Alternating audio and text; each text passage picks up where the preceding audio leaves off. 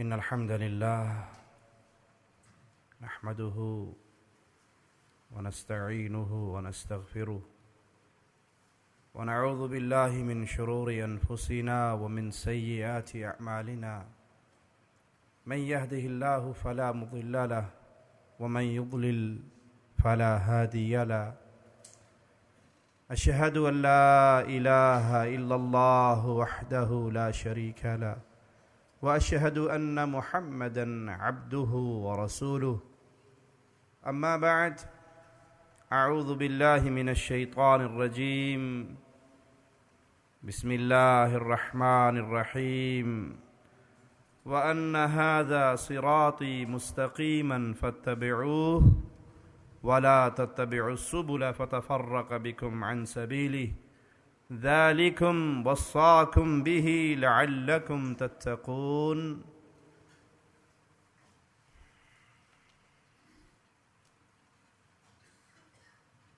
دین اسلام محمد کریم صلی اللہ علیہ وسلم پر نازل ہونے والا آخری دین ہے جو انسان کی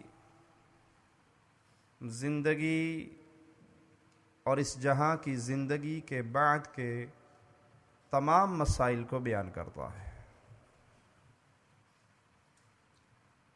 دین اسلام مکمل ضابطۂ حیات ہے،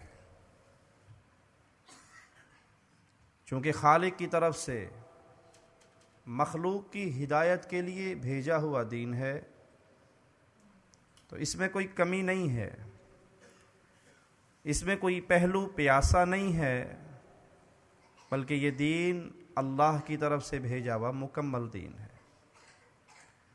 اور قربان جائیں امام کائنات امام الانبیاء محمد الرسول اللہ صلی اللہ علیہ وسلم کی پیاری زبان پر آپ نے فرمایا، جو کام تمہیں اللہ کی جنت میں لے جا سکتا تھا وہ میں نے بیان کر دیا، جو کام تمہیں جہنم کی آگ میں گرا سکتا تھا اس سے میں نے ڈرا دیا۔ میں تمہیں ایک ایسی ملت پہ چھوڑ کے جا رہا ہوں لیلوہا کنہاریہا، جس کا دن جتنا چمکتا ہے اس کی رات اتنی ہی چمکتی ہے۔ صحابی فرماتے ہیں کہ محمد کریم صلی اللہ علیہ وسلم اس حال میں ہمیں چھوڑ کر گئے کہ آسمان پہ اڑنے والے پرندوں تک کا علم دے کر گئے، اس حال میں چھوڑ کے گئے کہ زندگی کا کوئی ایسا کارنر نہیں ہے جس کے بارے میں مسلمان پریشان ہو کہ یہاں میں نے ہدایت کا راستہ کہاں سے لینا ہے۔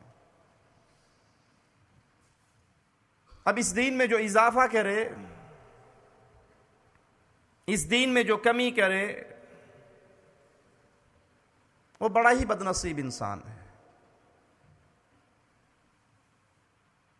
اور جو اس دین اسلام کے اندر اضافے کرتا ہے وہ دو میں سے کسی ایک بات کا مرتکب ضرور ہو رہا ہے۔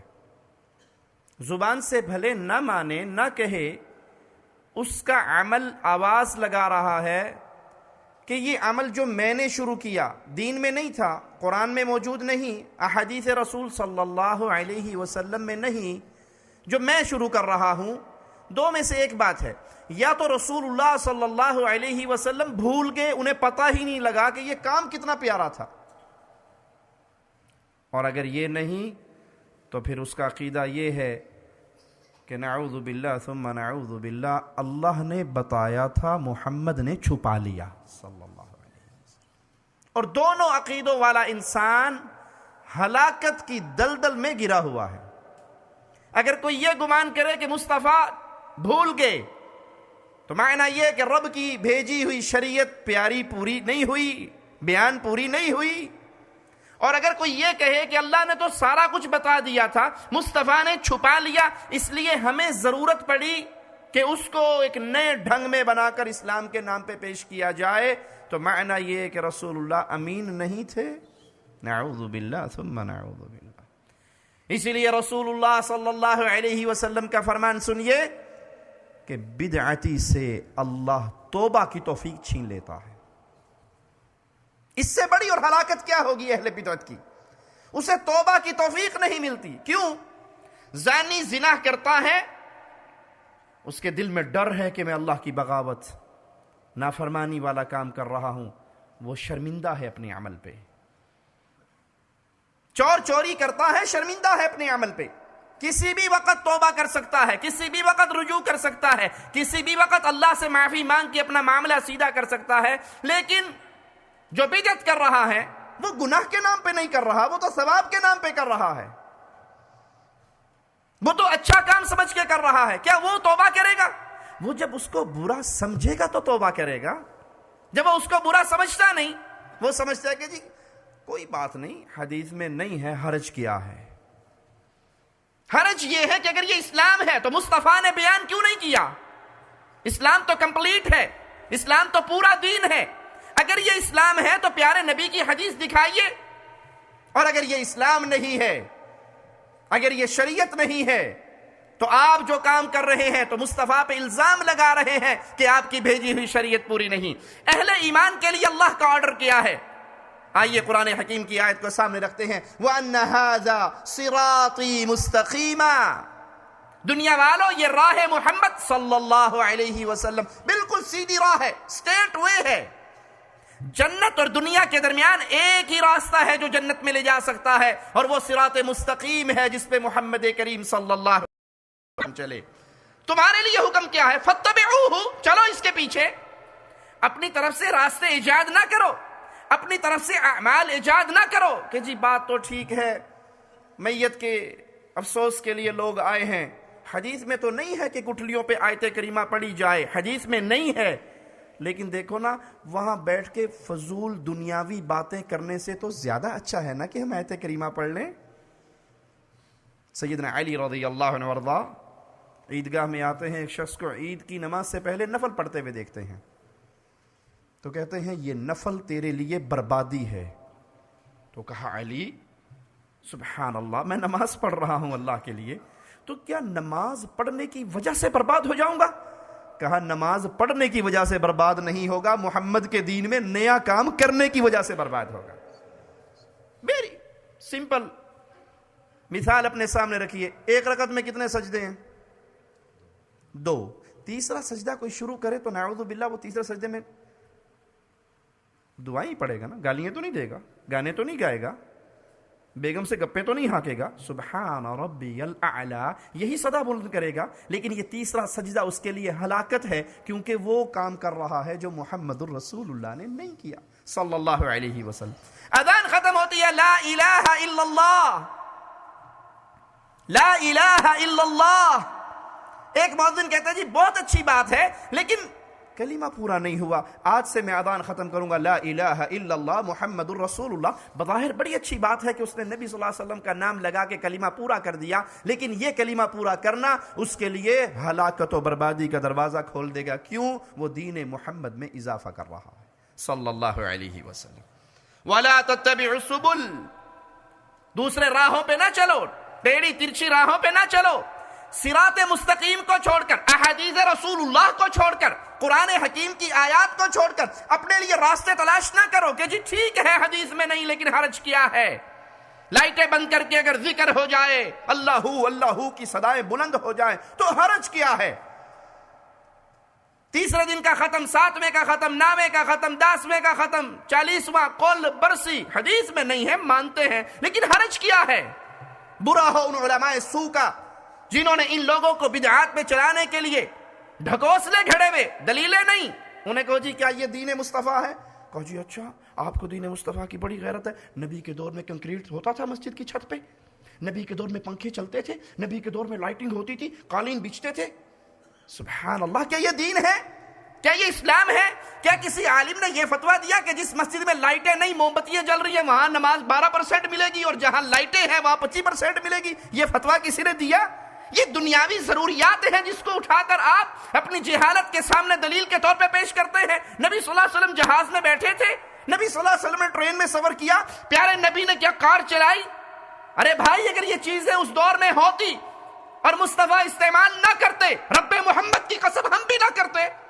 ڈھول اس دور میں تھا، میرے نبی نے اس کی آواز سننا پسند نہیں کی، ہم بھی نہیں کرتے۔ اگر یہ چیزیں وہاں پر ہوتی، مصطفیٰ ترک کرتے، ہم ترک کرتے۔ یہ تو دنیا کی مثالیں ہیں، یہ دین اسلام پہ نہیں فٹ ہو سکتی۔ فَتَفَرَّقَ بِكُمْ عَنْ سَبِيلِهِ، اگر تم اللہ کے نبی کے راستے کو چھوڑ کر اور راہوں کے راہی بنو گے تو نتیجہ یہ نکلے گا تمہارے ہاتھ سے جنت کا راستہ گم ہو جائے گا۔ یہاں صراط مستقیم سے مراد قرآن و حدیث کا راستہ، اور اہل بدعت کا راستہ وہ ہے جو قرآن اور حدیث سے ہٹا ہوا ہو۔ آئیے مالک کا فرمان سنتے ہیں، وَعَلَى اللَّهِ قَصْدُ السَّبِيلِ وَمِنْهَا جَائِرٌ وَلَوْ شَاءَ لَهَدَاكُمْ أَجْمَعِينَ، اللہ پر سیدھی راہ بتا دینا ہے، اور وہ مالک نے بتا دی۔ آؤ چلو محمد کریم کے راستے پر، اتبعوا ما انزل الیکم من ربکم ولا تتبعوا من دونه اولیاء، اگر پیچھے چلنا ہے، فٹ پرنٹ پہ قدم رکھنے ہیں، تو وہ صرف ایک راستہ ہے جو محمد کے مبارک سینے پہ نازل ہوا، اس کے اوپر چلتے رہو، اس کو مانتے رہو۔ اس کو چھوڑ کر اپنے کسی ولی، کسی بزرگ، کسی دوست، کسی پیارے کے راستے پہ نہ چلنا، کیونکہ وہ ایک ہستی ہے جس کی ہر بات کی گارنٹی عرش والے نے دی ہے، اور وہ نام ہے محمد الرسول اللہ صلی اللہ علیہ وسلم۔ پیارے حبیب کے علاوہ اور کسی کا ایسا مقام نہیں۔ وَلَوْ شَاءَ، اور اللہ اگر چاہتا، لَهَدَاكُمْ أَجْمَعِينَ، تم سب کو ہدایت دے دیتا، لیکن یہ آزمائش ہے دنیا۔ اس دنیا کی زندگی کے بعد جنت ہے یا جہنم ہے، یہ آزمائش ہے، اور جنت اور جہنم کا فیصلہ ہے امام اعظم، قائد اعظم، رہبر اعظم محمد الرسول اللہ صلی اللہ علیہ وسلم کی مبارک ہستی پر۔ جس کا عمل محمدی ہے، جس کا عمل پیارے نبی کے عمل کے مطابق ہے، اس کے لیے جنت کے دروازے کھلتے جائیں گے، اور جس کا عمل ہے، عملوں کے انبار ہیں، مصطفیٰ کی سنت نہیں ہے، وہ سارے ریت کے ذرات بنا دیے جائیں گے۔ فاروق اعظم رضی اللہ عنہ وارضاہ ایک یہودی کو دیکھتے ہیں جو عبادت کر رہا، بڑی سخت محنت کر رہا، آنکھوں میں آنسو آ جاتے ہیں امیر المومنین کے، کہا یہ کتنی محنت کر رہا ہے لیکن اس کا ٹھکانہ جنت نہیں ہو سکتا، کیوں؟ اس کا عمل محمد کریم صلی اللہ علیہ وسلم کی شریعت کے مطابق نہیں۔ اس آیت میں قصد السبیل سے مراد حق کا راستہ، اور ٹیڑھے راستوں سے مراد اہل بدعت کا راستہ، جنہوں نے ہمیشہ دلیل ایک ہی پکڑنی ہوتی ہے، حدیث میں نہیں تو کوئی بات نہیں، کام اچھا ہے، ہم کہتے ہیں اچھوں کے سردار محمد الرسول اللہ نے یہ کام بیان نہیں کیا۔ آپ کی عقل میں کوئی چیز اچھی ہو، وہ اس وقت تک اچھی نہیں ہو سکتی جب تک پیارے حبیب کی حدیث نہ آ جائے۔ ہم کہتے ہیں آپ کی عقل تو بہت دور کی بات ہے، سمجھانے کے لیے حدیث سنا دوں۔ اگر صحابی کسی عمل کو اچھا عمل سمجھے اور وہ مصطفیٰ علیہ صلاۃ والسلام سے منظور شدہ نہ ہو تو صحابی کا عمل بھی اچھا ہو سکتا؟ پیارے حبیب صلی اللہ علیہ وسلم ایک صحابی کے گھر سے نکلتا ہوا خون، لہو دیکھتے ہیں عید کی نماز سے پہلے، ما ھذا الدم، یہ خون کیسا ہے؟ کہا یا رسول اللہ صلی اللہ علیہ وسلم آج میں نے قربانی عید کی نماز سے پہلے ہی کر لی، نیت یہ تھی کہ جلدی سے گوشت تیار کر لوں، نماز پڑھ کے فوراً آؤں، فقراء، ایتام، غریبوں کے اندر میری قربانی کا گوشت تقسیم ہو جائے، اللہ کتنا راضی ہوگا، سب سے پہلے یتیم کے پیٹ میں میری قربانی کا گوشت جائے گا۔ آپ نے فرمایا تو نے گوشت کی بکری کاٹی ہے، قربانی والی بکری نہیں کاٹی۔ اگر تو نے قربانی کو منظور کروانا ہے تو محمد کی سیرت پہ چلتے ہوئے نماز کے بعد قربان کرنا ہوگا صلی اللہ علیہ وسلم۔ پیارے بھائی، یہ صحابی ہے، نیت کتنی پیاری ہے، نیت کتنی اچھی ہے۔ یہ کہنے والوں کے گھر میں درویشوں کو بلا کر ماں کے مرنے پر اگر قرآن حکیم کی تلاوت کروا کے ایصال ثواب کر لیا جائے تو حرج کیا ہے؟ ارے صحابی رسول نیت کر رہے ہیں کہ یتیموں کے منہ میں سب سے پہلے میری قربانی کا گوشت پہنچے، اور پیارے نبی فرما رہے ہیں قربانی نہیں ہوئی دوبارہ کر، اور سنت رسول اللہ پہ چلتا ہوا کر صلی اللہ علیہ وسلم۔ مالک کا فرمان سنیے، ان الذین فرقوا دینہم وکانوا شیعا لست منہم فی شیء انما امرہم الی اللہ، جنہوں نے اپنے دین کو جدا جدا کر دیا، مسائل کو الگ الگ کر دیا، لوگوں کو بانٹ دیا، گروہوں میں بٹ گئے، آپ کا ان سے کوئی تعلق نہیں، یاد کیجئے اللہ کی قسم، سنت رسول ایک ایسی چیز ہے جو امت کو جوڑتی ہے، امت کو جمع کرتی ہے، ایک پلیٹ فارم پہ اکٹھا کرتی ہے۔ بدعات ایسی چیز ہے جو امت کو جدا کر دیتی ہے۔ پیارے نبی صلی اللہ علیہ وسلم کی سنت ہے، کسی کے گھر میں میت ہو جائے، آپ کا حکم ہے جنازے کو جلدی لے کر چلو، جنازے کو جلدی لے کر چلو، اس کو جلدی دفناؤ۔ جنازے کی تکفین، تجہیز، اس کی احادیث مبارکہ کے اندر احکامات موجود ہیں، یہ سنت ہے۔ جب سنت کے مطابق جنازہ چلے گا تو پیارے نبی صلی اللہ علیہ وسلم کی امت ایک ہوگی، اس کی صورت ایک ہوگی۔ اور جب سنت کو چھوڑیں گے، میں نے پنجاب کے اندر ایک جنازہ ایسا بھی دیکھا اور میرے پاس وہ ویڈیو صورت میں موجود ہے، اس کا کلپ۔ بندہ مر گیا، باقاعدہ بینڈ باجے والی وردیوں والی ٹیم آ کے اس جنازے کے اوپر باجے بجا رہی ہے اور ڈھول کی دھمک میں اس کو روانہ کیا جا رہا ہے۔ انا للہ و انا الیہ راجعون۔ ایک کلپ اہل بدعت کا مجھے ایسا بھی نظر آیا، وہ میت کی قبر پہ آئے اور دو پارٹیاں بن گئی، شاید آپ کے یو کے ہی کا وہ ڈرامہ ہے۔ ایک پارٹی نے قبر کے اوپر کھڑے ہو کے سورت یاسین شروع کر دی اور دوسری پارٹی نے ایک ایک فٹ کے گھنگرو پاؤں میں باندھ کے 6 بندوں نے پرلی طرف ہو کے ناچنا شروع کر دیا اور دھمال ڈالنی شروع کر دی۔ جیسے زبان حال سے کہہ رہے ہو بھی فرشتے اگر آئے تو اسی تو مال پا کے اپنے پاس سے کر لیں گے بھی انہوں کچھ نہ کیا جے سانو ویکھ لو۔ انا للہ و انا الیہ راجعون۔ دین مصطفیٰ امت کو جوڑتا ہے، بدعات امت کو توڑتی ہے۔ اور یاد رکھیے گا سنت بین الاقوامی ہوا کرتی ہے، آپ جہاں بھی جائیں گے حدیث رسول ایک رہے گی، سنت رسول ایک رہے گی۔ اور بدعت علاقائی ہوتی ہے، جہاں جاؤ گے ہر علاقے کی نئی بدعت نظر آئے گی۔ تو مالک ان کے بارے میں فرماتا ہے آپ کا ان سے کوئی تعلق نہیں، جنہوں نے دین کو ٹکڑوں میں بانٹ دیا، جنہوں نے دین کی شکلیں مختلف بنا دی، آپ کا ان سے کوئی لنک نہیں۔ ان کا معاملہ اللہ کے ساتھ ہے۔ ثم ينبئهم بما كانوا يفعلون۔ یہ محمد کریم کی سنت کے خلاف عمل کر کے اللہ کے پاس جب آئیں گے تو ان کے ایک ایک عملوں کے بارے میں ان کو بتایا جائے گا کہ تمہارے یہ اعمال تو ہیں لیکن عاملۃ ناصبہ تصلی نارا حامیہ، تمہارا کوئی عمل اللہ کے ہاں قبول نہیں ہو سکا کیونکہ تمہارے عملوں پر محمد کی مہر نہیں تھی صلی اللہ علیہ وسلم۔ وَلَا تَكُونُوا مِنَ الْمُشْرِكِينَ۔ مالک فرماتا ہے اہل شرک میں شامل نہ ہونا۔ من الذین فرقوا دینہم وکانوا شیعا، جنہوں نے اپنے دین کو ٹکڑے ٹکڑے کر دیا، جنہوں نے اپنے دین کو پارٹی میں گروہوں میں بانٹ دیا، دین کی شکلیں مختلف کر دی اور گروہوں میں تقسیم ہو گئے۔ کل حزب بما لدیہم فرحون، ہر گروہ خوش ہو رہا ہے جو اس کے ہاتھ میں ہے، اس کو لے کے مزے کر رہا ہے۔ جی بات ٹھیک ہے، آپ ماننے نہ مانے، ہمارے پیر صاحب نے کہا ہے اس عمل کے اندر بڑی خیر و برکت ہے۔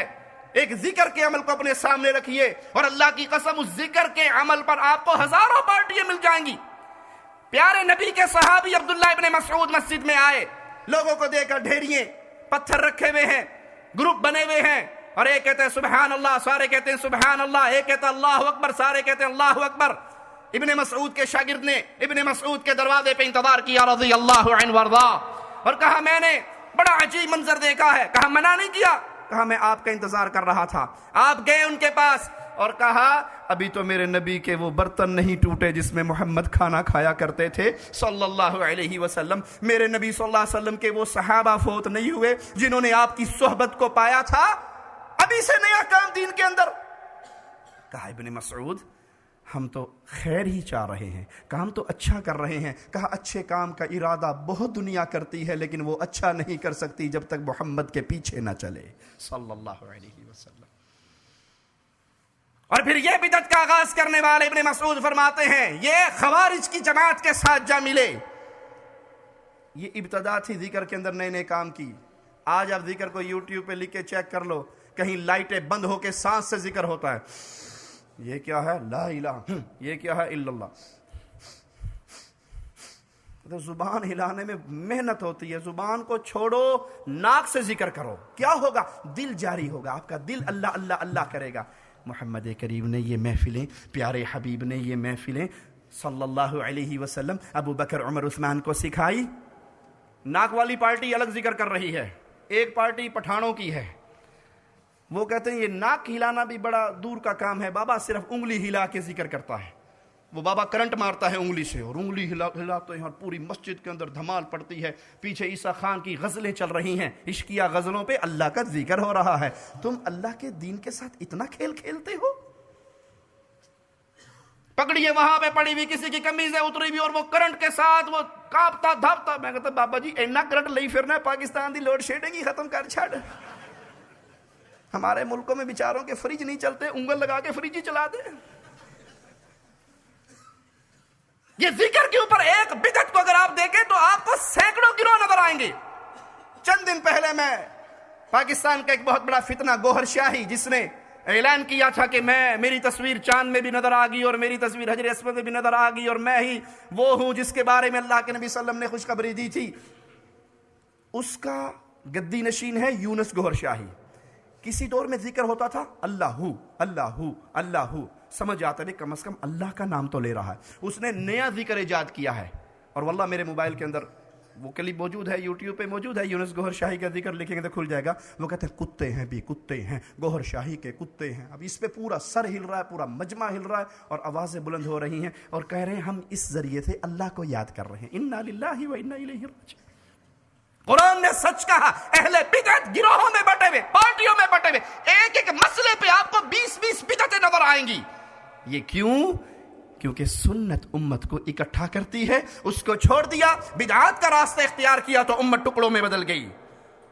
قل هو القادر على ان يبعث عليكم عذابا من فوقكم او من تحت ارجلكم او يلبسكم شيعا۔ جب تم سنت مصطفیٰ سے منہ موڑو گے، نتیجہ کیا نکلے گا؟ قرآن حکیم کی بات، اور میں اللہ کا واسطہ دے کے اپنے ہر مسلم بھائی سے جس نے لا الہ الا اللہ محمد رسول اللہ پڑھا ہے، جسے محمد کریم سے محبت کا دعویٰ ہے، جو اللہ کی وحدانیت کو ماننے کا یقین رکھتا ہے، وہ ہمارے جملوں پہ غور کرے۔ اللہ کی قسم، اہل الحدیث کے سٹیج سے صرف 2 آوازیں سننے کو ملے گی، رب کا کلام یہ حکم دیتا ہے، محمد کا فرمان یہ حکم دیتا ہے صلی اللہ علیہ وسلم۔ ہمارے پاس اور کچھ نہیں ہے، ہم چیلنج کرتے ہیں، اعلان کرتے ہیں، برات کرتے ہیں، ہمارے پاس قرآن و حدیث کے علاوہ کچھ نہیں ہے۔ ہم ہر اس عمل کو غلط کہتے ہیں جو قرآن سے ٹکرا جائے یا فرمان محمد الرسول اللہ سے ٹکرا جائے۔ ان بدعات کے نتیجے میں رزلٹ کیا نکل رہا ہے؟ قرآن حکیم کو سنیے، وہ اللہ قادر ہے علی ان یبعث علیکم عذابا من فوقکم۔ تم نے سنت مصطفیٰ کو چھوڑا، دین اسلام کو چھوڑا، اللہ تمہارے اوپر عذاب مسلط کر دے۔ مسلمانوں، کیا آج عذاب مسلط نہیں ہو چکا؟ کیا تاریخ نے کبھی یہ دن بھی دیکھے تھے کہ مسلمان معصوم بچے سکول پڑھنے جائیں اور سکول پڑھنے والے بچوں کا قتل عام کر دیا جائے؟ کیا یہ عذاب نہیں ہے؟ معصوم بچیاں مدرسے میں اللہ کا دین سیکھنے جائیں اور بمباری کر کے پورے مدرسے کی بچیوں کو زمین کی خاک میں دبا دیا جائے، کیا یہ عذاب نہیں ہے؟ نہ مسجدیں بچی، نہ مدرسے بچے، نہ عبادت خانے بچے، نہ بازار بچے۔ بازار گھر سے نکلتا ہے سبزی لینے کے لیے، کٹی پھٹی ہوئی لاش ماں کی آنکھوں کے سامنے اس کی ممتا کا جنازہ نکالتی ہے، کیا یہ عذاب نہیں ہے؟ گھر سے نکلنے والے کو ماں 4 دفعہ دیکھتی ہے، بیٹا پتہ نہیں زندہ واپس بھی آئے گا یا نہیں، کیا یہ عذاب نہیں ہے؟ یہ عذاب ہے۔ محمد کریم کے آنے سے پہلے یہی عذاب موجود تھا، حاجیوں کو لوٹا جاتا تھا، بیت اللہ کے پڑوس میں لوگوں کو قتل کیا جاتا، اغوا کیا جاتا تھا۔ پیارے حبیب آئے تھے، لوگ ان کے دامن سے جڑے تھے، پھر ایک عورت نکلتی تھی، سینکڑوں میل سفر کرتی تھی، اسے صرف اللہ کا ڈر ہوا کرتا تھا۔ اور آج عذاب کی یہ کیفیت ہے، ایک بندہ مر جاتا ہے، اس کا جنازہ پڑھنے کے لیے 100 مسلمان اکٹھے ہو جاتے ہیں، ایک مجرم آ کے خودکش حملہ کر کے وہ جو مرا تھا وہ تو مرا ہی تھا، وہ جو 100 جنازہ پڑھنے آئے تھے اس کو بھی مار دیتا ہے۔ یہ عذاب نہیں ہے، یہ عذاب ہے اگر کوئی سمجھے۔ اور اس عذاب کی وجہ یہ ہے تمہارے ہاتھوں میں بہت ساری مہریں آ گئی، محمد کی مہر کو تم نے چھوڑ دیا صلی اللہ علیہ وسلم، تم بڑے فرقوں میں تقسیم ہو گئے، محمد کی پیاری سیرت سے منہ موڑ لیا۔ اللہ چاہتا ہے، اللہ فرماتا ہے اگر تم اسی راستے پہ چلے تو وہ قادر ہے تمہارے پر عذاب مسلط کرے، تمہیں گروہوں میں بانٹ دے۔ مسجدیں بنتی ہیں لوگوں کو اللہ کی عبادت کے لیے بلانے کے لیے. ہم نے ایسی مسجدیں بھی دیکھی جن کے باہر بورڈ لگا ہوا ہوتا ہے اس مسجد میں وہابیوں کا داخلہ منع ہے, اس مسجد میں فلانے گروپ کا داخلہ منع ہے, اس مسجد میں فلاں گروپ کا. ارے مسجد تو ہے, آپ اذان دیتے ہو حی علی الصلاۃ اور پھر اس پہ پابندی لگاتے ہو فلاں نہ آئے فلاں نہ آئے. یہ عذاب ہے, یہ لعنت ہے اللہ کی طرف سے جو سنت رسول صلی اللہ علیہ وسلم کو چھوڑنے کی وجہ سے ملی ہے. فَلْيَحْذَرِ الَّذِينَ يُخَالِفُونَ عَنْ أَمْرِهِ أَن تُصِيبَهُمْ فِتْنَةٌ. ڈرنا چاہیے, اللہ مالک فرما رہا ہے ڈرنا چاہیے. کن کو؟ الَّذِينَ يُخَالِفُونَ عَنْ أَمْرِهِ, جو محمد کی سنت کی مخالفت کرتے ہیں. ہاں جی ٹھیک ہے حدیث تو ہے, مولانا صاحب حدیث ہے لیکن ہمارے مذہب کے خلاف ہے. مولانا صاحب حدیث ہے لیکن مولوی صاحب نے کہا جی یہ حدیث ہم نے نہیں ماننی. حدیثیں بھی الگ ہو گئی, کلام الہی کے ترجمے بھی تم نے الگ کرنے کی کوششیں کر لی. یہ عذاب ہے جس کی طرف مالک ڈرا رہا ہے. فَلْيَحْذَرِ الَّذِينَ, ڈر جائیں وہ لوگ, يُخَالِفُونَ عَنْ أَمْرِهِ, جو مخالفت کرتے ہیں محمد کی حدیثوں کی, محمد کی سنتوں کی, محمد کے دین کی صلی اللہ علیہ وسلم. کس چیز سے ڈر جائیں؟ أَن تُصِيبَهُمْ فِتْنَةٌ, وہ کہیں فتنے میں مبتلا نہ ہو جائے. اور آج فتنے میں امت مبتلا نہیں ہو گئی. فتنوں کے ایسے ایسے دروازے کھلے ہیں انسان سوچ بھی نہیں سکتا. او یصیبہم عذاب علیم, یا ان کو دردناک عذاب ملے. امت پہ عذاب کا کوڑا بھی برس رہا ہے, فتنے کے دروازے بھی کھل گئے ہیں. اس کی وجہ یہ ہے امت نے سنت رسول کو چھوڑ کر بدعت کا رواج عام کر لیا ہے. صرف ایک شیطانی جملہ یاد رکھے جی, حرج کیا ہے. حرج یہ ہے اگر آپ اس کو دین کہتے ہو, اگر آپ اس کو دین کہتے ہو تو اس کے لیے تلاش کیجئے مصطفیٰ کا حکم. میں مثال دے کے سمجھاتا ہوں. یہاں آپ یو کے میں رہتے ہو, پیپسی کی مشین آپ نے دیکھا ہوگا یہاں باہر روڈ پہ لگی ہوئی ہوتی ہے, اس میں پاؤنڈ ڈالو, یو کے کی کرنسی ڈالو تو پیپسی نکل آتی ہے. جی پاکستانی روپیہ ڈالو نکلتی ہے؟ ٹرائی تو کتنی ہونی, نکلی نہیں. ڈال کے دیکھو, لیکن صرف یہ نہیں کہ پیپسی نہیں نکلتی, وہ مشین جتنی جلدی سے بابا جنا کا نوٹ لیتی ہے اتنی تیزی سے باہر پھینکتی ہے. پھڑ اپنے پیسے, پیپسی پینا آ گئے ہیں. کیوں؟ یہ بابا جنا کا بھی تو نوٹ ہی ہے نا, مہر ہے, سائن ہے, جعلی 2 نمبر نہیں ہے, لیکن پھر بھی وہ مشین اس کو قبول نہیں کرتی.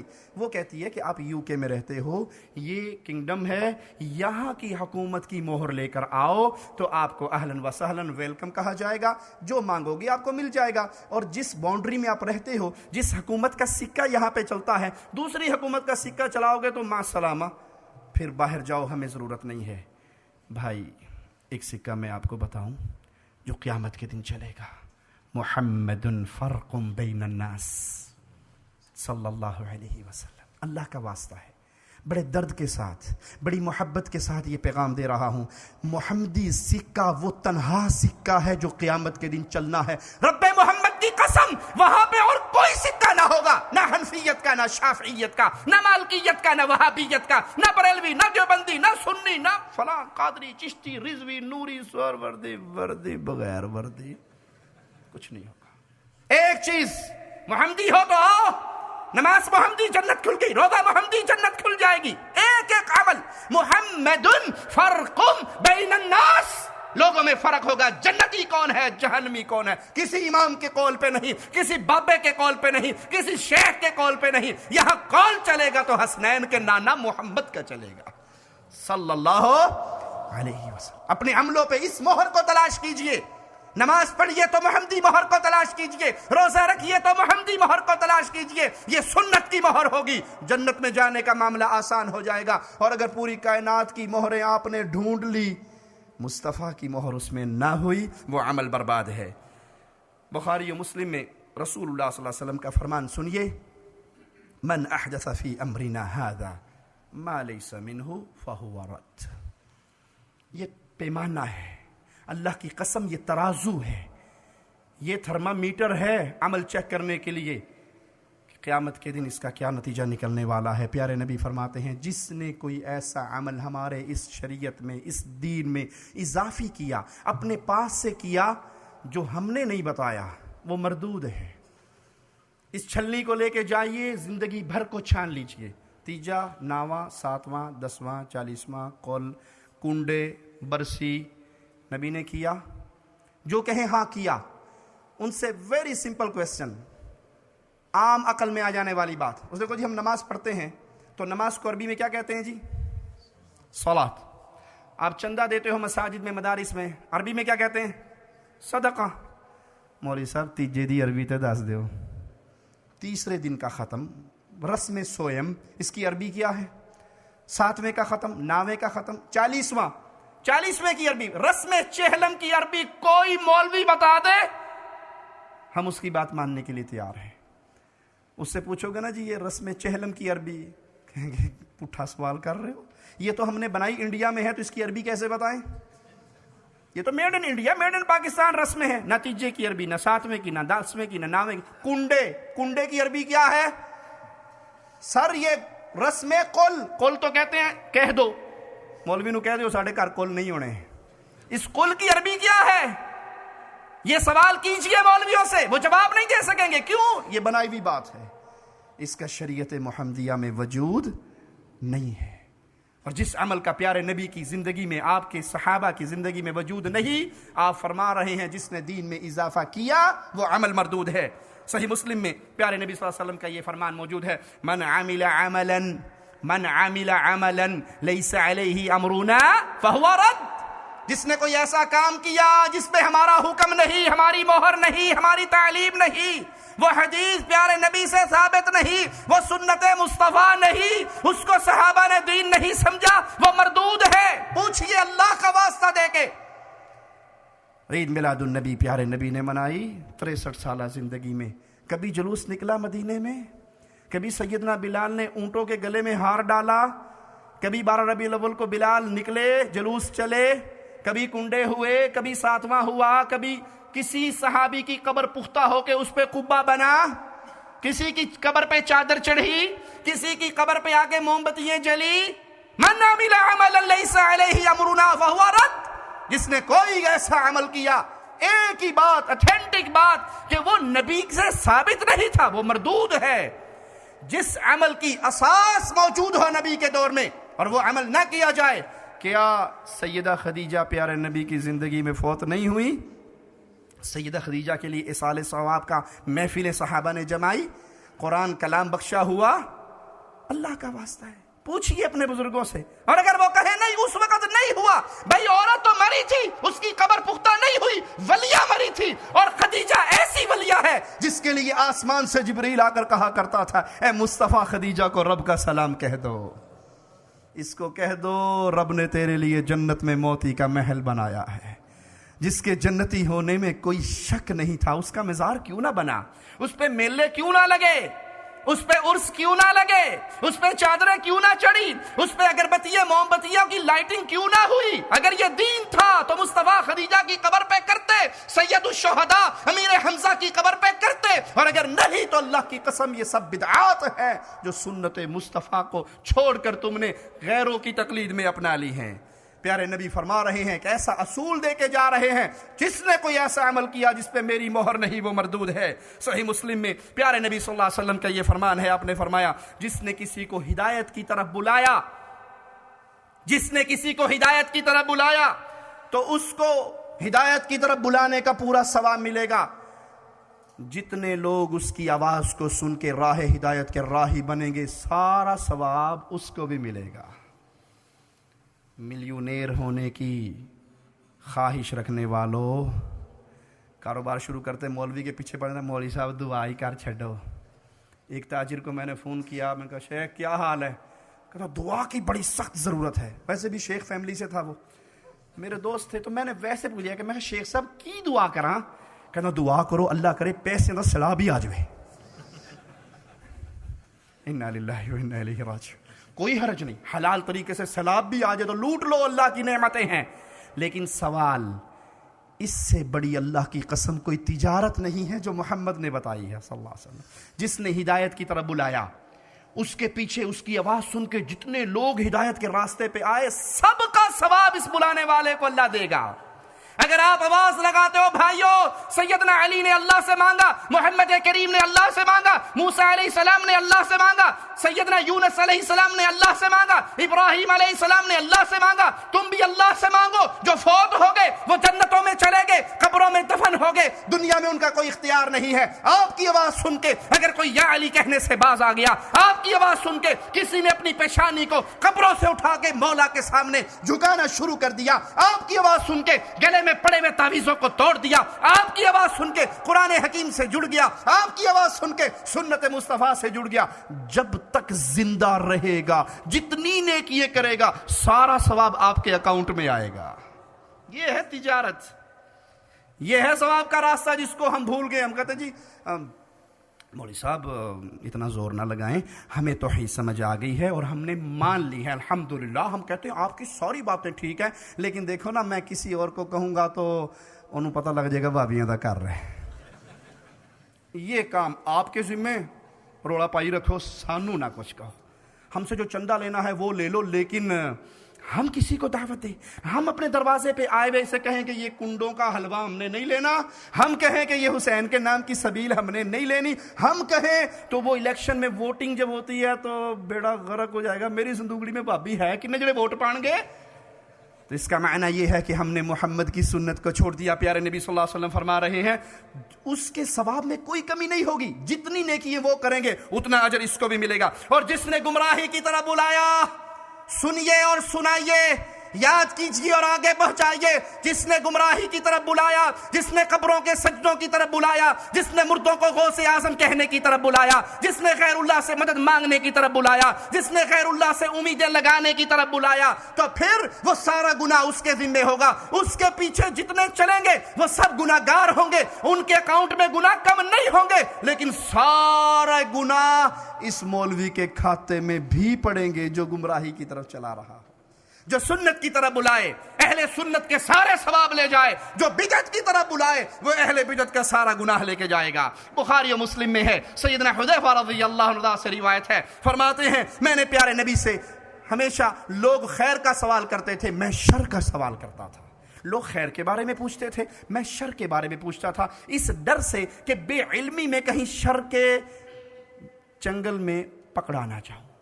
آج بھی لوگ کہتے ہیں جی مول صاحب ٹھنڈی میٹھی گلاں کریا کرو، میٹھی میٹھی باتیں کیا کریں، ہاتھ ہلکا رکھا کریں۔ پیارے بھائی جب آپ کو یہ پتہ ہی نہ ہو کہ شرک ہے کیا تو آپ کیسے فیصلہ کرو گے یہ حلال ہے یہ حرام ہے، یہ گناہ ہے یہ ثواب ہے، جب تک آپ یہ جانو ہی نہ کہ بیماری ہے کیا۔ اس لیے لازم ہے اہل ایمان پہ وہ توحید کو بھی سمجھے اور اللہ کے ساتھ ہونے والے شرک کو بھی سمجھے، اس لیے کہ کہیں غلطی سے اس کے اندر گر نہ جائے۔ کہا میں جان بوجھ کے شر کے بارے میں زیادہ سوال کیا کرتا تھا، تو میں نے کہا اللہ کے نبی صلی اللہ علیہ وسلم آپ کے آنے سے پہلے ہم شر میں مبتلا تھے، بتوں کی پوجا کیا کرتے تھے، آپ آئے اللہ نے ہمیں وہ خیر عطا فرمائی جو کسی اور کے نصیبے میں نہیں آئی، کیا اس کے بعد بھی کوئی شر ہے؟ آپ نے فرمایا ہاں حذیفہ اس کے بعد پھر شر آئے گا۔ کہا میں نے پوچھا اس شر کے بعد بھی کوئی خیر آئے گی؟ کہا ہاں اس کے بعد خیر آئے گی، لیکن اس خیر میں فساد ہوگا۔ میں نے کہا وہ فساد کیا ہے؟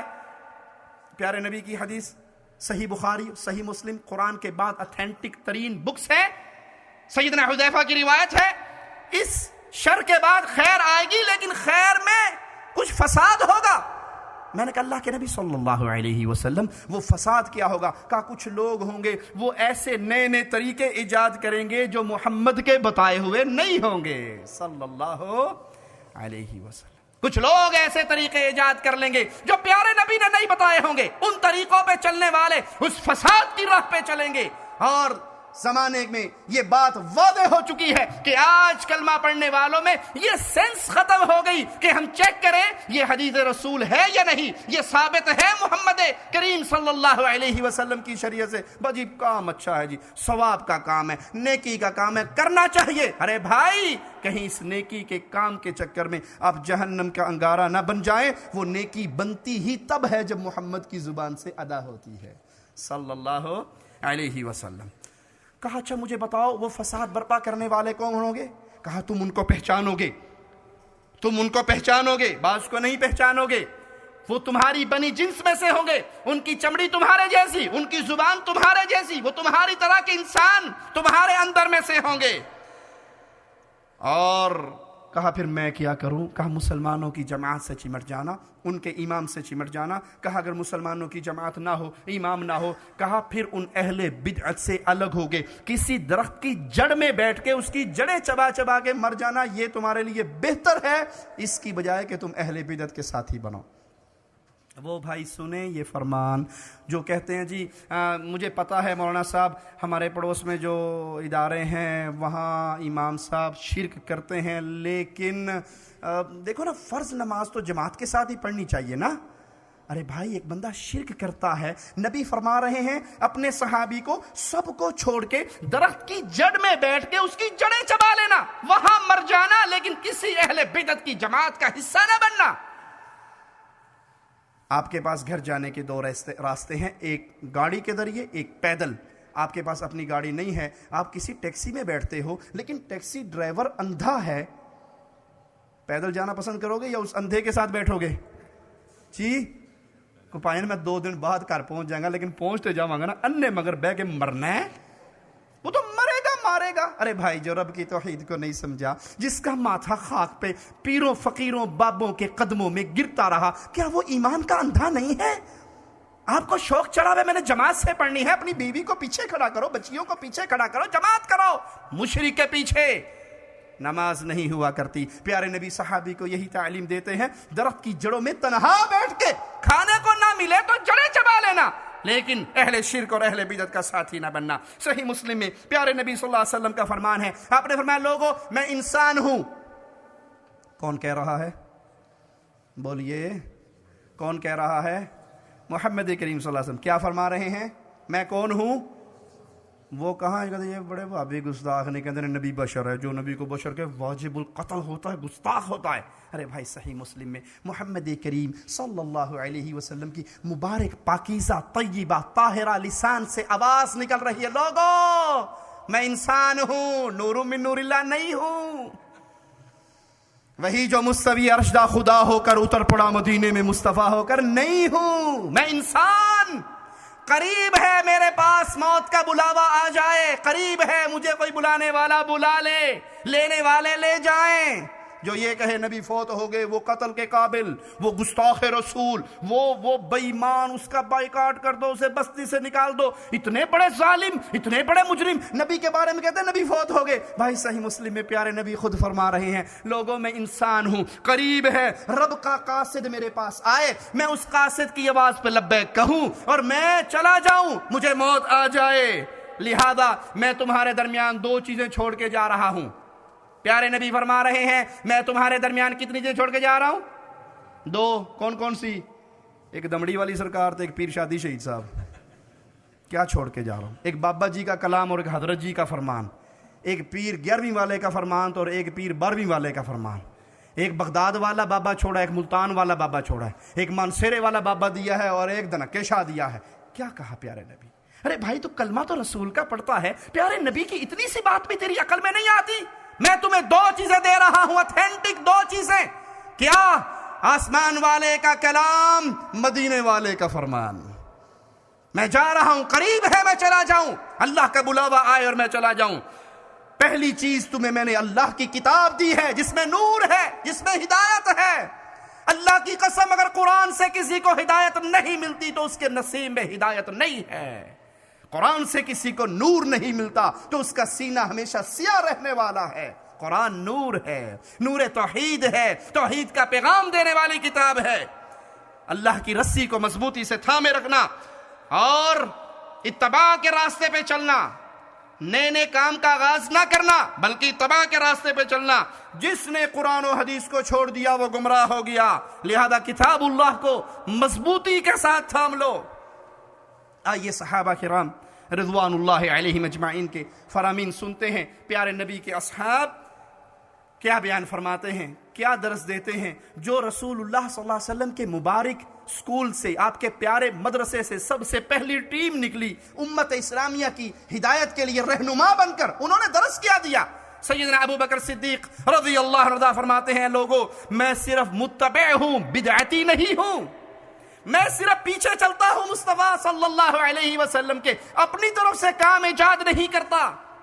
آج سے 30-35 سال پیچھے لوٹ جائیے، لوگ 12 रबीउल अव्वल को यौम वफात के नाम से जाना करते थे। और आज के दौर में देख लीजिए, अगर ये काम कोई हिंदू, कोई ईसाई, कोई सिख करे तो मुसलमानों का गुस्सा कंट्रोल नहीं होगा। जो मुसलमान करते हैं, बैतुल्लाह का मॉडल बनाया जाता है, मस्जिद नबवी का, प्यारे नबी सल्लल्लाहु अलैहि वसल्लम के हुजरे का मॉडल बनाया जाता है, गदा गाड़ियों पे, ट्रॉलियों पे रख के उसे घुमाया जाता है। और जब सारे जुलूस ख़त्म हो जाते हैं, अल्लाह की कसम मस्जिद में खड़ा हूँ, मैंने अपनी आंखों से वो मंजर देखे हैं, मेरे पास वो मंजर तस्वीरों की सूरत में मौजूद हैं कि बैतुल्लाह के मॉडल और मस्जिद नबवी के मॉडल को फिर एक ग्राउंड के अंदर कचरे में फेंक दिया जाता है। ये मुसलमान हैं? ये काम हिंदू करे तो मुसलमान बर्दाश्त करेंगे? ये काम नॉन मुस्लिम करे, हमारे खाना काबा की तौहीन? अरे भाई, यही काम तो आप कर रहे। लाहौर की सड़कों पे मैंने ये मंजर भी देखा, पत्थर रख के, घर से पाइप लगा के, और उसका नाम दे ज़मज़म दा पानी है। मुसलमान इतना गिर जाता है? मुसलमान इतना बेवकूफ भी हो सकता है? तुम मुसलमानों के शायर की ऐसे बेहुरमती करते हो। अबू बकर सिद्दीक कह रहे हैं, मैं पीछे चलने वाला हूं रसूलुल्लाह के, मैं नए काम इजाद करने वाला नहीं हूं। अगर मैं दुरुस्त रहूं तो मेरी अताअत करना, अगर मैं टेढ़ा हो जाऊं तो मुझे सीधा कर देना। किसने कहा? सैयदना अबू बकर सिद्दीक ने।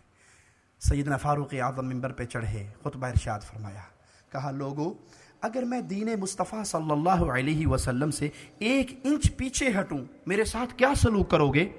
अगर मैं दीन मुस्तफ़ा अलैहि सलातु वस्सलाम से 1 कदम पीछे हटूं, मेरे साथ क्या सलूक करोगे? बड़े बड़े सहाबा सफ़ के अंदर मौजूद हैं, अल्लाह की शान, सारे खामोश हैं। आखिरी सफ़ में एक अराबी मुसलमान है, खड़ा होता है, अपने नेज़े को हवा में बुलंद करता है और कहता है, फारूक आज़म, अगर तू मुस्तफ़ा की शरीयत से 1 कदम पीछे हटा, इस नेज़े की नोक से मैं तुझे सीधा कर दूंगा। ये बाबा जी, ये शाह जी, ये शेख जी, ये पीर जी, ये हजरत जी, ये मुर्शिद जी के जुमले नहीं हैं, ये उनके जुमले हैं जो जिस राह से गुजर जाते थे शैतान भाग जाया करता था।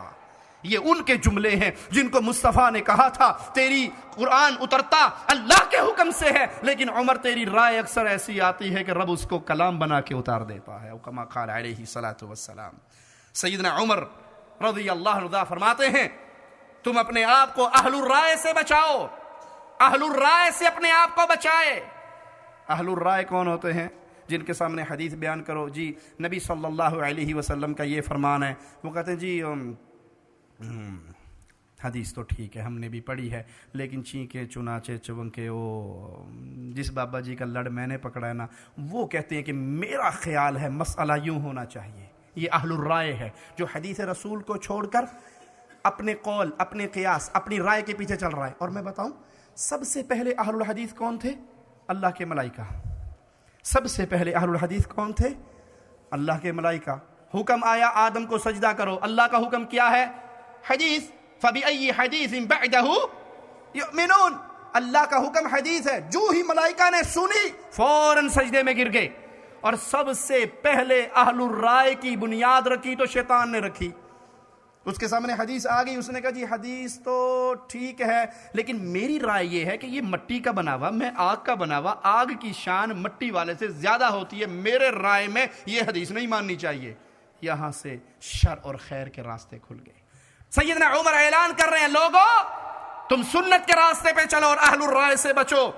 और ये लोग जो राय के पीछे चलते हैं, नबी की सुन्नत को छोड़ते हैं, ये सुन्नत के दुश्मन हैं।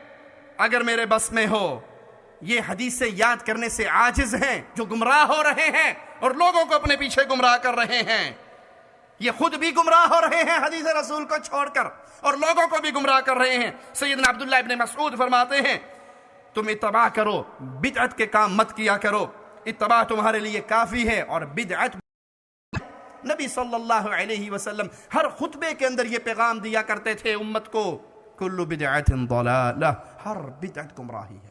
हर नया काम दीन में, इस्लाम में, हर नया काम, जिस काम की बुनियाद पे सवाब की उम्मीद रखी जाए, जिस काम को करके अल्लाह का तकर्रुब हासिल करने का दावा किया जाए, और वो काम सुन्नत रसूल सल्लल्लाहु अलैहि वसल्लम से साबित नहीं, वहां पे मौजूद नहीं, तो वो बिदअत और गुमराही है। सैयदना उमर बिन अब्दुल अजीज रहमहुल्लाह एक आदमी को खत लिखते हैं जिसमें कहते हैं, मैं तुमको अल्लाह से डरने का मशवरा देता हूं, उसके मामले में सीधा रहने का मशवरा देता हूं, और मैं ये हुक्म देता हूं कि नबी सल्लल्लाहु अलैहि वसल्लम की सुन्नत की इत्तबा करना, ان نئی چیزوں کو چھوڑ دینا جو لوگوں نے بنا لی ہے، نئے کاموں کو چھوڑ دینا۔ مثال سے سمجھیے، دنیا کی چیزوں میں ہر نئی چیز اچھی ہوتی ہے۔ 2012 ماڈل کی BMW گاڑی اب 2014 کی آئی، تو اس میں جتنے فالٹ رہ گئے تھے اب جو آئی ہے 2014 2015 کی، اس میں سارے وہ انجینئر ٹھیک کر لیں گے نا جی، اس میں یہ مسٹیک تھی، اس میں یہ مسٹیک تھی۔ اب جو ماڈل آیا وہ بڑا اچھا ہے، بڑا شاندار ہے، اس لیے جن کی جیب کے اندر پیسہ ہوتا ہے ان بیچاروں کو شیطان نے پیسہ برباد کرنے کا نیا طریقہ، جو نیا ماڈل آئے وہ نئی ماڈل کی چیز ان کے گھر میں ہونی چاہیے۔ بھلے اللہ کا دین کتنا محتاج ہے، مساجد، مدارس، ایتام، یتیم، مسکین، بیوہ، فقراء وہ مر رہے ہیں، ان کو روٹی نصیب نہیں ہے، اور اس کو شیطان نے ایک نیا گر سکھا دیا ہے کہ بس 1 سال چلاؤ، اگلے ماڈل کی چیز آپ کے گھر میں ہونی چاہیے وگرنہ بیگم ناراض ہو جائے گی۔ ہم کہتے ہیں بالکل ٹھیک ہے، ہر نئی چیز دنیا میں اچھی ہوتی ہے، لیکن دین اگر اچھا لینا ہے جتنا پرانا لوگے اتنا اچھا ہوگا۔ دین جتنا محمد کریم صلی اللہ علیہ وسلم کے زمانے کی طرف لوٹتے رہو گے اتنا اچھا رہے گا۔ ایک اور مثال دے کے سمجھاتا ہوں۔ دودھ خالص کس کو کہتے ہیں جی؟ خالص دودھ جو بھینس کے تھنوں سے نکلے وہ کیا ہوتا ہے؟ خالص دودھ۔ اور اگر اس میں ایک بندہ گھڑے کا پانی ملاتا ہے، ایک دریا کا ملاتا ہے، ایک چشمے کا ملاتا ہے، یہ سب ملاوٹی کر رہے ہیں نا اسے، ایک بندہ کہتا ہے کہ نہیں جی نہیں یہ بڑا فراڈیا ہے، یہ گھڑے کا، یہ نلکے کا، یہ چشمے کا ملاتا ہے، میں بہت شریف آدمی ہوں، میں زمزم ملاتا ہوں۔ دودھ میں زمزم ملانے والا وڈا فراڈیا ہے۔ آپ کہیں گے مولوی صاحب وہ تو مکہ کا پانی بڑا قیمتی پانی اور بڑی عظمت والا پانی، ہم کہیں گے اس کی عظمت اپنی جگہ پہ رہی، لیکن یہ زمزم کے نام پہ دھوکہ بھی دے رہا ہے اور دودھ کو ملاوٹی کر رہا ہے۔ خالص دودھ جو بھینس کے تھن سے دھار نکلی، یہ جو بڑے بزرگ میرے بیٹھے ہیں پنجاب کے رہنے والے، ان سے پوچھو، ان کی ماشاءاللہ اللہ ان کی زندگی لمبی کرے اور صحت والی دے، انہوں نے مجھ دے ڈوکے پیتے نے ڈائریکٹ، آج تک جسم قابو ہے۔ ہم جو ڈالڈے کی پیداوار ہیں بیچاروں کا کیا حال ہے، کیوں؟ ملاوٹی پیا ہوا ہے۔ خالص دودھ جو بھینس کے تھنوں سے نکلا، اگر خالص دین لینا چاہتے ہو جو محمد کی مبارک زبان سے نکلا وہ خالص ہے، اس میں امام کو ڈال دو، پیر کو ڈال دو، شیخ کو ڈال دو، مرشد کو ڈال دو، آپ نے امام و مرشد کے نام پہ محمد کے دین کو ناخالص کر دیا۔ دین وہی ہے جو پیارے نبی نے فرما دیا۔ جبرائیل علیہ السلام تشریف لائے، پیارے نبی سے پوچھتے ہیں دین کیا ہے، ایمان کیا ہے، اسلام کیا ہے، احسان کیا ہے۔ پیارے نبی فرماتے ہیں کہ یہ دین ہے، یہ اسلام ہے، یہ ایمان ہے، یہ احسان ہے۔ آپ نے سچ کہا، آپ نے سچ کہا، آپ نے سچ کہا۔ سیدنا عمر کہتے ہیں میں بڑا حیران، بندہ سوال بھی کرتا ہے اور تصدیق بھی کرتا ہے، کیونکہ دو الگ الگ باتیں ہیں۔ اگر اس کو سوال کا جواب پتہ ہے تو پوچھ کیوں رہا ہے؟ سوال کا جواب پتہ ہو تو پوچھنا جی۔ ہم کیا کرتے ہیں جی، سوال کا تو پتہ ہے، دیکھیے مولوی صاحب کنے پانی چنے، پوچھئے تو صحیح انہوں آندہ ہے کہ نہیں، اللہ بڑا مولوی، میں پوچھیا انہوں جواب ہی نہیں آیا، اس سے زیادہ تو مجھے آتا ہے۔ ماشاءاللہ سبحان اللہ۔ اہل علم کی حالت کیا ہے کہ وہ پوچھتے ہیں، اگر انہیں علم نہ ہو، جب علم آ جائے تو پھر مولوی کو چھیڑنے کے لیے سوال نہیں کرتے، کہ اس کو پتہ نہیں تو پوچھتا کیوں ہے، اگر پتہ ہے تو پوچھتا کیوں ہے، اگر پتہ نہیں تو یہ کیوں کہتا ہے صدقت، سچ کہا، سچ کہا۔ اسی ابھی حیرانگی میں بیٹھا ہوا کہ وہ چلا گیا۔ پیارے نبی نے پوچھا عمر جانتے ہو یہ کون ہے؟ کہا نہیں، اللہ و رسولہ اعلم، اللہ جانتا ہے، وحی کر کے اپنے رسول کو بتا دیتا ہے صلی اللہ علیہ وسلم، مجھے نہیں پتا۔ کہا یہ جبرائیل تھے، ان کو اللہ نے بھیجا تھا تمہیں تمہارا دین سکھانے کے لیے، اسلام، ایمان، احسان بتلانے کے لیے جبرائیل کو اللہ نے بھیجا۔ جبرائیل کو یہ سارے سوالوں کے جواب کس نے یاد کروائے؟ بولیے، اللہ نے بھیجا نا، اللہ نے حکم دیا۔ تو جبرائیل علیہ السلام کو چاہیے تھا وہ آتے منبر کے پاس کھڑے ہوتے اور اعلان کرتے، لوگوں میرا نام جبرائیل ہے، مجھے اللہ نے بھیجا ہے، یہ ایمان ہے، یہ اسلام ہے، یہ احسان ہے، یہ قیامت کی نشانیاں ہیں۔ جبرائیل نے یہ سب کچھ کیا؟ یہ سب کچھ کیا؟ نہیں کیا۔ اس نے محمد کریم سے پوچھا اور آپ کی زبان سے ادا کروایا، کیوں؟ جبرائیل بھی جانتا تھا میں 1000 دفعہ بھی کہہ لوں دین تبھی بنے گا جب محمد کہیں گے صلی اللہ علیہ وسلم۔ یہ ہے پیارے حبیب علیہ الصلوۃ والسلام کی حیثیت۔ اس لیے امام شافعی رحمہ اللہ فرماتے ہیں میرا فیصلہ اہل الرائے کے بارے میں یہ ہے کہ ان کو ڈنڈوں سے مارا جائے، اونٹ پہ سوار کر کے انہیں بستی میں گھمایا جائے اور لوگوں سے کہا جائے ان لوگوں کا یہ حال ہے جنہوں نے محمد کی سنت اور اس کی حدیث کو چھوڑ دیا صلی اللہ علیہ وسلم۔ امام مالک رحمہ اللہ فرماتے ہیں جس نے اسلام میں کوئی نئی چیز ایجاد کی. امام مالک پیارے نبی کی مسجد میں، مسجد رسول میں، منبر رسول پہ بیٹھ کے درس حدیث دینے والے امام، ذرا ان کے جملوں کو اپنے دل کے نہال خانوں میں اتارنا. کہا جس نے کوئی نئی چیز ایجاد کی اور اس کام کو اس نے اچھا سمجھا تو گویا اس نے لوگوں کو یہ میسج دیا، یہ پیغام دیا کہ محمد صلی اللہ علیہ وسلم نے نعوذ باللہ ثم نعوذ باللہ رسالت میں خیانت کی. جس نے دین میں کوئی نیا کام ایجاد کیا، قبروں پہ کھڑے ہو کے اذان دینے والوں، قبروں پہ کھڑے ہو کے اذان دینے والوں، یہ سنت رسول اللہ سے ثابت نہیں ہے. کسی صحیح حدیث میں پیارے نبی سے یہ عمل موجود نہیں ہے. قبروں کو پختہ بنانے والوں، پیارے نبی کی یہ سنت نہیں ہے. تم نیا کام کر رہے ہو، اس کو اچھا سمجھتے ہو تو تمہارا یہ عمل لوگوں کو آواز لگا کے بتا رہا ہے کہ نعوذ باللہ ثم نعوذ باللہ، پیارے نبی صلی اللہ علیہ وسلم نے دین پہنچانے میں خیانت کی. کیونکہ ارشاد باری تعالیٰ ہے اليوم اکملت لکم دینکم، تمہارا دین میں نے آج پورا کر دیا. اور پورے ہو جانے والے دین میں یہ چیزیں، یہ بدعات، یہ چیزیں موجود نہیں ہیں. تم نے کی، معنی یہ کہ دین پورا نہیں ہوا تھا، تم محنت کر کے اس کو پورا کر رہے ہو. امام احمد رحمہ اللہ فرماتے ہیں سنت کا اصول ہمارے نزدیک یہ ہے اس چیز کو پکڑا جائے جو محمد الرسول اللہ صلی اللہ علیہ وسلم کے اصحاب مانتے تھے، اس کی پیروی کرتے تھے. جو دین پیارے نبی کے صحابہ نے محمد کریم صلی اللہ علیہ وسلم سے سیکھا اس کو پکڑ لو، اس کے ساتھ چمٹ جاؤ. تم صحابہ کے راستے پہ چلو گے، کیونکہ مومن ہونے کے لیے اللہ نے معیار حق مقرر کیا ہے تو اصحاب محمد الرسول اللہ صلی اللہ علیہ وسلم کو. اور یاد رکھو ہر بدعت گمراہی ہے. لڑائی جھگڑے کو ترک کر کے مصطفیٰ علیہ الصلوۃ والسلام کی سنت پہ آ جاؤ. بدعت قابل مذمت کیوں ہے؟ بری چیز کیوں ہے؟ کیا وجہ ہے بدعت کو اتنا برا کہا گیا شریعت میں؟ اس کی وجہ یہ ہے کہ شریعت میں وحی کے بغیر صرف عقل سے رہنمائی نہیں لی جا سکتی. بدعت کرنے والا اپنی عقل سے ایجاد کرتا ہے نا، اپنی سوچ سے ایجاد کرتا ہے. ایک پیر صاحب کو ہم نے دیکھا، ایک غریب مر گیا، اس کا جنازہ پڑھنے کے لیے وہ تشریف لائے تو جنازہ پڑھنے سے پہلے کہنے لگے کہ اے جڑا بندہ مریا ہے اے میرا مرید نہیں سی تے میں اینوں بغیر اپنا مرید کیتے قبر چ نہیں پا سکنا.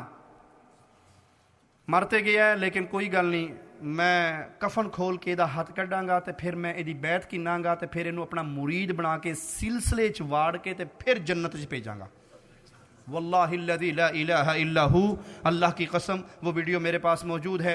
اپنی آنکھوں سے میں نے اس ویڈیو کو دیکھا. اس نے کفن کھولا، اس مردے کا ہاتھ نکالا اور پھر اس کو قادری بنایا اور قادری بن گیا. ہن جاؤ پتر، ہن یہ اللہ کا ولی بن گیا، میرا مرید بن گیا. اس کا نام پیر عبد القادر جیلانی کے رجسٹر میں بذریعہ ای میل میں نے بھیج دیا، وہاں درج ہو گیا.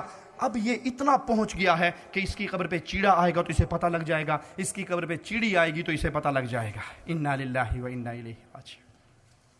یہ مذاق ہے محمد کریم صلی اللہ علیہ وسلم کی شریعت سے.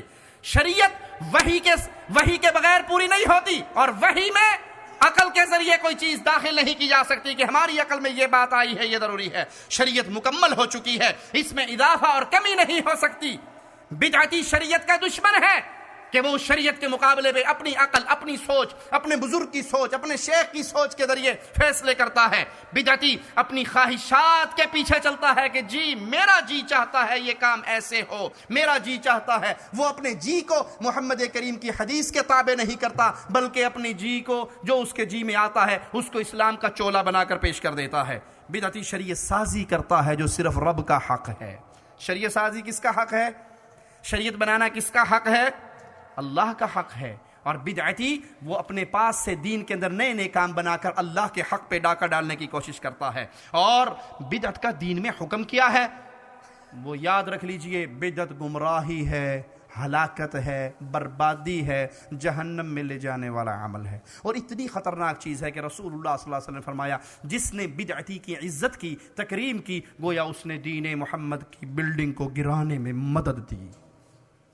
لعنت کی ہے پیارے حبیب صلی اللہ علیہ وسلم نے اس شخص پہ جو جس کسی بدعتی کو مدینے میں پناہ دے، اپنے پاس ٹھہرائے، اس پہ پیارے نبی صلی اللہ علیہ وسلم نے لعنت کی. ابو داؤد میں پیارے حبیب صلی اللہ علیہ وسلم کا فرمان ہے دین میں ایجاد کردہ نئی باتوں سے بچو، کیونکہ ہر نئی بات بدعت ہے اور ہر بدعت گمراہی ہے. صحیح مسلم میں پیارے نبی صلی اللہ علیہ وسلم کا یہ فرمان موجود ہے من عمل عملا لیس علیہ امرنا فہو رد. ہر نیا کام جو شریعت محمدیہ کے اندر نیا کیا جائے پیارے نبی سے ثابت نہ ہو وہ بدعت ہے، وہ گمراہی ہے، اور وہ انسان کو ہلاکت کی طرف لے کر جاتی ہے۔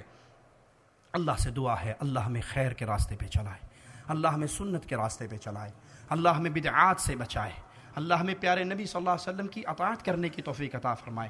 پیارے نبی وہ پیارے نبی تھے، یہودی صحابہ کو طعنہ دیا کرتے تھے کہ تمہارے نبی بڑے عجیب ہیں، سبحان اللہ، تمہیں طہارت تک کے مسائل بتاتے ہیں، تمہیں طہارت تک کا طریقہ بتاتے ہیں، حالانکہ یہ ان کا مذاق نہیں بلکہ اسلام کے ایک کمپلیٹ نظام حیات ہونے کی طرف دلیل ہے کہ اسلام میں طہارت تک کی باتیں بتائی گئی ہیں، استنجے کی باتیں بتائی گئی ہیں، نماز کے مسئلے بتائے گئے ہیں۔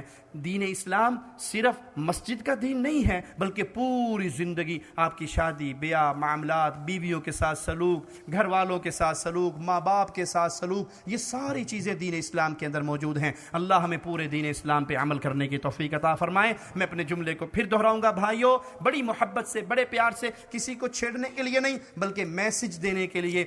دین اسلام لنگڑا لولا اندھا کانا دین نہیں ہے جس میں کوئی چیز ہندوؤں سے لینی پڑے، کوئی چیز کمیونسٹوں سے لینی پڑے، کوئی چیز سوشلسٹوں سے لینی پڑے، کوئی چیز کسی اور کافر سے لینی پڑے۔ نہیں، یہ دین سیاست بھی دیتا ہے، دین بھی دیتا ہے، اس کے اندر عبادت کے معاملات بھی آتے ہیں، معاشرت کے معاملات بھی آتے ہیں، تجارت کے معاملات بھی آتے ہیں۔ بس ایک نقطہ اپنا فٹ کر لیجئے اپنی آنکھوں میں، میں نے کوئی بھی عمل کرنا ہے، میں نے کسی سے بھی سوال کرنا ہے، پہلے پوچھنا ہے مجھے بتائیے پیارے نبی کا طریقہ کیا تھا، پیارے نبی صلی اللہ علیہ وسلم کی سنت کیا تھی۔ جب آپ اس طرح دین کو سیکھیں گے، اس طرح دین پہ عمل کریں گے، مولوی صاحب سے پوچھیں مولوی صاحب بتائیے، وہ وقت گزر گیا جب لوگ کہا کرتے تھے 2 رکعت نماز انیرا جو حال امام دا اوہی میرا۔ اب مجھے بتائیے آیت قرآن کی کون سی ہے، سورت قرآن کی کون سی ہے؟ یہ جو مسئلہ آپ نے بتایا ہے یہ صحیح بخاری میں ہے، مسلم میں ہے، ابو داؤد، ترمذی، نسائی، کس کتاب میں ہے؟ ارے بھائی، دنیا کے مسئلوں میں پوری تحقیق کرنے والے، جوتی لیتے ہوئے 3 مارکیٹوں کے دھکے کھانے والے،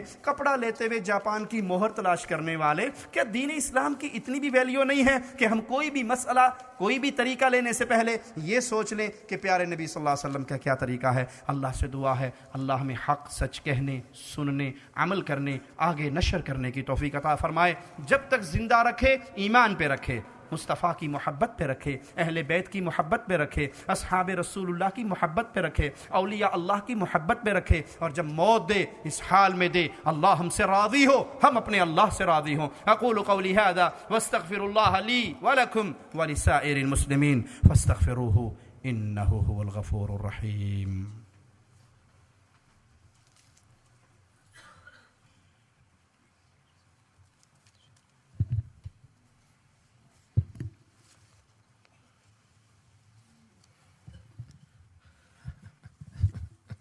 جزاک اللہ خیراً۔ ہم دوبارہ پھر شیخ محترم حافظہ اللہ کا شکریہ ادا کرتے ہیں، اور جس طرح آپ نے قرآن مجید کی واضح آیات اور رسول اللہ صلی اللہ علیہ وسلم کی واضح احادیث سنی ہیں اس حوالے سے کہ دین اصل میں ہے کیا اور اس دین میں اضافہ یہ کس قدر خطرناک ہے، یہ یقیناً آپ اچھی طرح سمجھ گئے ہوں گے۔ اب میں مزید اس بارے میں کچھ نہیں کہتا۔ سوالات میں نے ابتدا میں کہا تھا کہ 10 بجے ہم نے پروگرام ختم کرنا ہے، لیکن جو سوالات ہیں اتنے ہیں، اگر تمام کے جوابات دیے گئے تو شاید فجر یہاں ہو جائے۔ تو شیخ صاحب پہ میں چھوڑتا ہوں کہ جو جن سوالوں کے جوابات وہ دینا چاہیں یا دے سکتے ہیں۔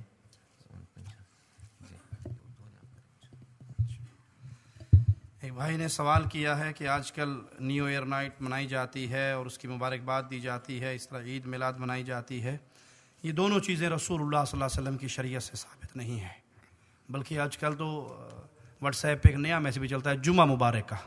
نہ جمعہ مبارک کسی سنت سے ثابت ہے، نہ نیو ایئر نائٹ منانا سنت ہے، نہ ہی عید میلاد النبی منانا سنت ہے۔ کچھ لوگوں کا عقیدہ ہے کہ نبی صلی اللہ علیہ وسلم کے پاس عطائی علم غیب تھا، نہیں، رسول اللہ صلی اللہ علیہ وسلم کو صرف اتنا علم تھا جتنا اللہ نے بتا دیا۔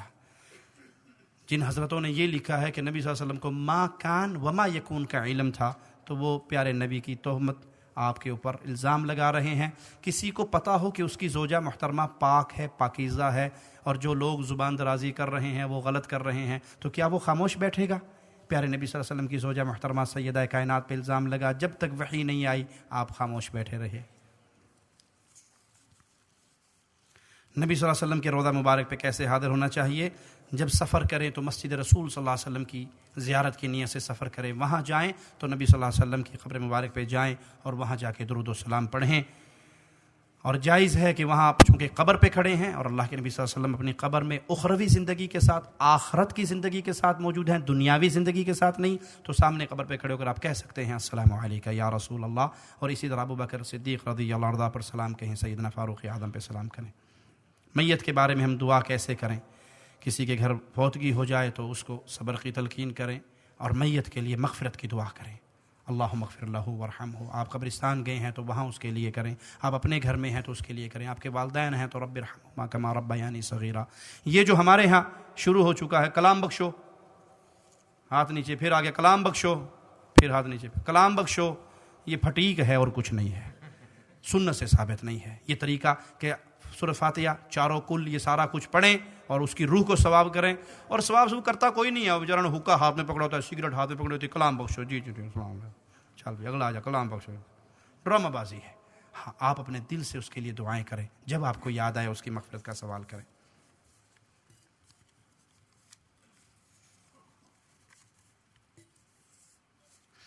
کسی کی موت کے بعد اس کو قرآن پڑھ کر بخشا جا سکتا ہے۔ آپ کے جو شاگرد ہیں، آپ کی جو اولاد ہے، وہ جو بھی نیک کام کرے گی وہ اپنے آپ کے اکاؤنٹ میں جمع ہو جائے گا۔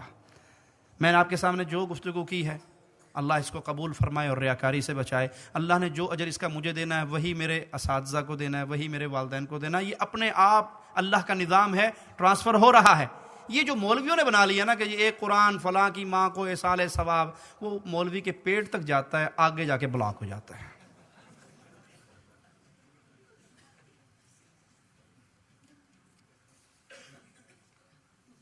ایک عام آدمی کو کیسے پتہ لگے گا؟ وہ لوگ بھی احادیث پیش کرتے ہیں۔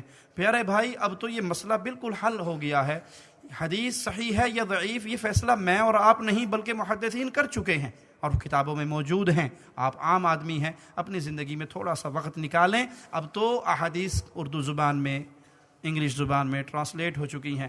علامہ البانی کی قبر کو اللہ جنت کا باغ بنائے، انہوں نے حدیث کے مجموعے الگ کر دیے، ضعیف صحیح، آپ صحیح کو لے لیں، اس میں پڑھ لیں، جو ملتا ہے اس پہ عمل کر لیں۔ آج کے دور کا بندہ اگر یہ کہے کہ حق کیسے پتہ لگے گا، میں تو بڑا کنفیوز ہوں، انہوں جو لتر پہنے وہ پچھلے دور والوں نے نہیں پہنے۔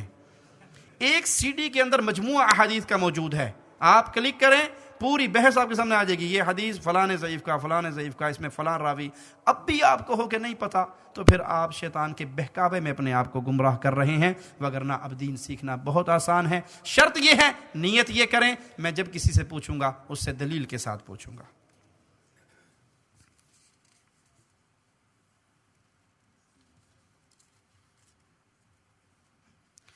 ایک بھائی نے سوال کیا ہے کہ میرے سسرال میں بریلوی مسلمان ہیں، اکثر وہ ہمیں کافر کہتے ہیں، بلکہ منافق بھی کہتے ہیں، بڑی تکلیف ہوتی ہے، اکثر ہم ان سے قطع تعلقی کرتے ہیں، ہم ان سے کس طرح ملیں؟ نہیں پیارے بھائی، وہ جو لوگ شرک کی وادی میں ڈوبے ہوئے ہیں، آپ نے قطع تعلقی نہیں کرنی، ان کو دعوت دینی ہے، ان کو پیغام دینا ہے، ان کو ہدیے دیں، تحفے دیں، پیار کریں، محبت کریں، کھانے کھلائیں۔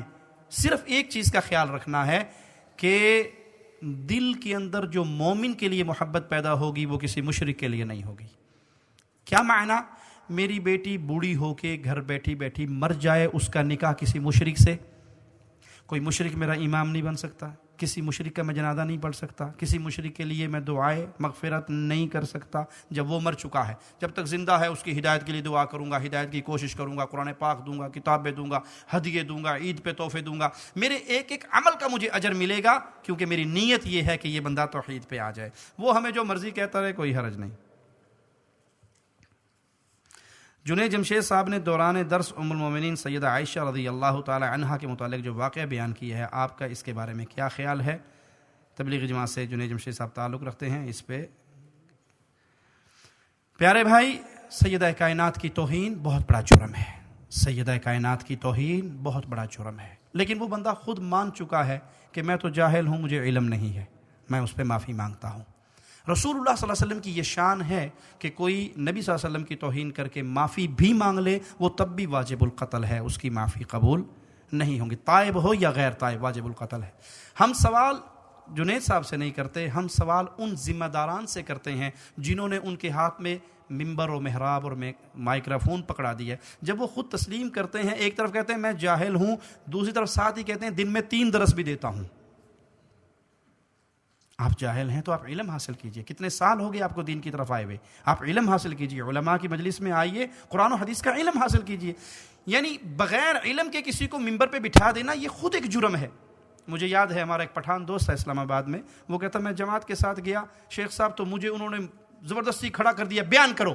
میں نے کہا میں تو ڈرائیور ہوں، میں کیا بیان کروں گا؟ کہتا نہیں بیان کرو. کہا مجھے کچھ نہیں آتا. کہا کچھ نہ کچھ تو بیان کرو. میں مسجد میں بیٹھ کے واللہ آپ کو یہ واقعہ سنا رہا ہوں. تو کہا مجھے اس نے جب کھڑا کر دیا مجبوراً، اب کچھ آتا بھی نہیں تھا، میں کھڑا ہو گیا. میں نے کہا بسم اللہ الرحمن الرحیم، اللہ تعالیٰ کا بڑا شکر ہے اللہ نے مجھے انسان بنایا. اللہ تعالیٰ کا بڑا شکر ہے اللہ تعالیٰ نے مجھے مسلمان بنایا. اللہ پاک کا بڑا شکر ہے اللہ نے مجھے پٹھان بنایا. السلام علیکم ورحمۃ اللہ. جب آپ اس طرح جوہال کو مائک پکڑا دو گے تو وہ کیا کہے گا؟ یہ علم امانت ہے. ابن سیرین رحمہ اللہ فرماتے ہیں علم امانت ہے، دیکھو تم کس سے وہ امانت لے رہے ہو. تو اس لیے لازم ہے کہ جس کو علم نہیں ہے وہ میکروفون پہ آنے سے پہلے اللہ کی شریعت کا علم حاصل کرے. میں نے ایک شیعہ ذاکر کی ویڈیو دیکھی، اس نے کہا تراویح حضرت محمد صلی اللہ علیہ وسلم کی سنت سے ثابت نہیں بلکہ سیدنا عمر کے دور خلافت میں شروع ہوئی. جھوٹ کہتا ہے وہ. رسول اللہ صلی اللہ علیہ وسلم نے 3 دن تراویح کی نماز پڑھائی، جماعت سے پڑھائی. چوتھے دن صحابہ جمع ہو گئے، نبی صلی اللہ علیہ وسلم باہر نہیں آئے. یہ رحمت ہے میرے نبی کی. اور جب باہر آئے تو آ کر کہا میں سمجھ گیا تھا کہ تم آ گئے ہو، لیکن تمہارے اس شوق اور ولولے کو دیکھ کے میرے دل میں یہ بات پیدا ہوئی کہ اس شوق کی وجہ سے کہیں اللہ تم پہ یہ نماز فرض نہ کر دے، اس لیے میں رک گیا. تو نبی نے وہ کام کیا، بھلے 3 دن ہی کیا. تو صحابہ نے پھر سیدنا فاروق اعظم نے جب مسلمانوں کو بکھرے ہوئے دیکھا کہ وہ تراویح پڑھ رہے ہیں تو ائمہ مقرر کر کے وہ شروع کر دیا. اس کی اصل موجود ہے اور نبی صلی اللہ علیہ وسلم نے وہ کام کیا. محترم حضرات، میں نے ابتدا میں عرض کیا تھا کہ اگر کسی نے کوئی راستہ بلاک کیا ہوا ہے تو برائے مہربانی اپنی گاڑی کو ہٹا لیں. یہ کسی نے ووکسل FV06 یہ گاڑی کسی نے راستے میں کھڑی کی ہے جس نے دوسروں کو بلاک کیا ہوا ہے. برائے مہربانی اپنی گاڑی کو موو کریں. 8 رکعت تراویح سنت ہے. اگر ثابت ہے تو سیدنا عمر نے 20 رکعت تراویح کا حکم کیوں دیا؟ صحیح حدیث کے مطابق سیدنا فاروق اعظم نے 8 رکعت کا ہی حکم دیا. اگر کوئی انسان انگلینڈ میں فوت ہو جاتا ہے، اس کا جنازہ غائبانہ پاکستان میں پڑھا جاتا ہے. عموماً دیکھنے میں یہ آیا ہے مگر کوئی پاکستان میں فوت ہوتا ہے تو اس کا غائبانہ جنازہ ادھر نہیں پڑھا جاتا کیونکہ وہ غریب بندہ ہے، اس لیے یہاں کوئی نہیں پڑھتا. یہاں والا امیر ہوتا ہے، سارے پیچھے پڑھتے ہیں. کیا یہ رسم ہے؟ اگر رسم نہیں تو یہ فرق کیوں ہے؟ غائبانہ نماز جنازہ کسی مسلمان کی ڈیتھ ایسے ملک میں ہوگی جہاں اس کا جنازہ نہیں ہوا، تو مسلمان اس کا جنازہ پڑھیں جیسے نجاشی کا پڑھا گیا. لیکن جب کسی مسلمان کا جنازہ ہو گیا، کسی ملک میں بھی ہو گیا، مسلمانوں نے پڑھ لیا، اسے دفنا دیا، اب باقی مسلمان اس کے لیے دعائے خیر کریں. یہی راجح قول نظر آتا ہے، واللہ اعلم.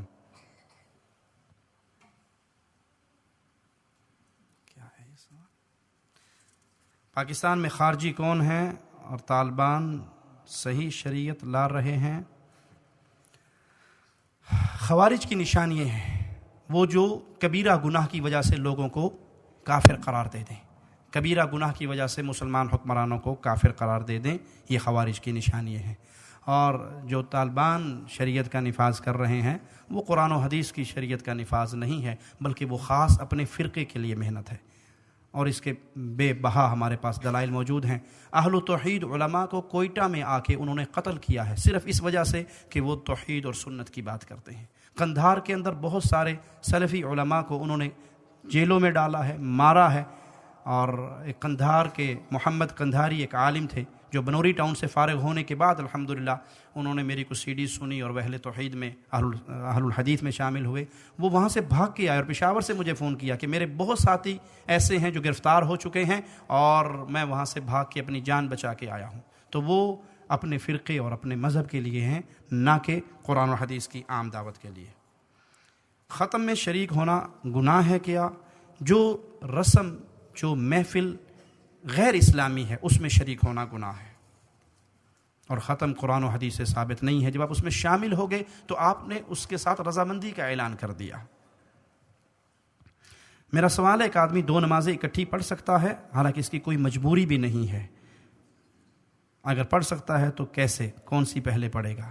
سفر کے اندر نبی صلی اللہ علیہ وسلم نے دو نمازوں کو اکٹھا کیا ہے، ظہر عصر، عصر ظہر، مغرب عشاء، عشاء مغرب، یا ظہر کے ساتھ عصر یا عصر کے ساتھ ظہر، مغرب کے ساتھ عشاء یا عشاء کے ساتھ مغرب، پہلے جو پہلا ٹائم ہے گا اس کو پڑھے گا، پھر دوسری. لیکن یہ سفر میں ہوا ہے، جہاد میں ہوا ہے، بارش میں ہوا ہے، یہ عام معمول نہیں ہے. ایک آدھی بار وسلم نے ویسے بھی کی ہے لیکن عام معمول نہیں ہے. اللہ کی شریعت میں نماز وقت پہ فرض ہے.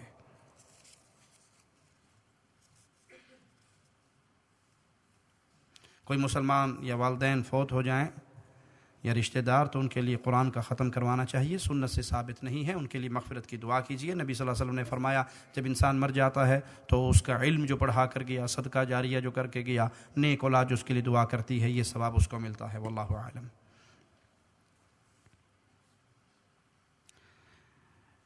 میرے والدین بہن بھائی شرکیہ عقیدے پر ہیں. میں اور میرا خاوند کے خیالات بالکل مختلف ہیں. میری شادی کو 30 سال ہونے کو ہیں اور اسی کشمکش میں میرے خاندان والوں نے مجھ سے قطع تعلقی کی ہے.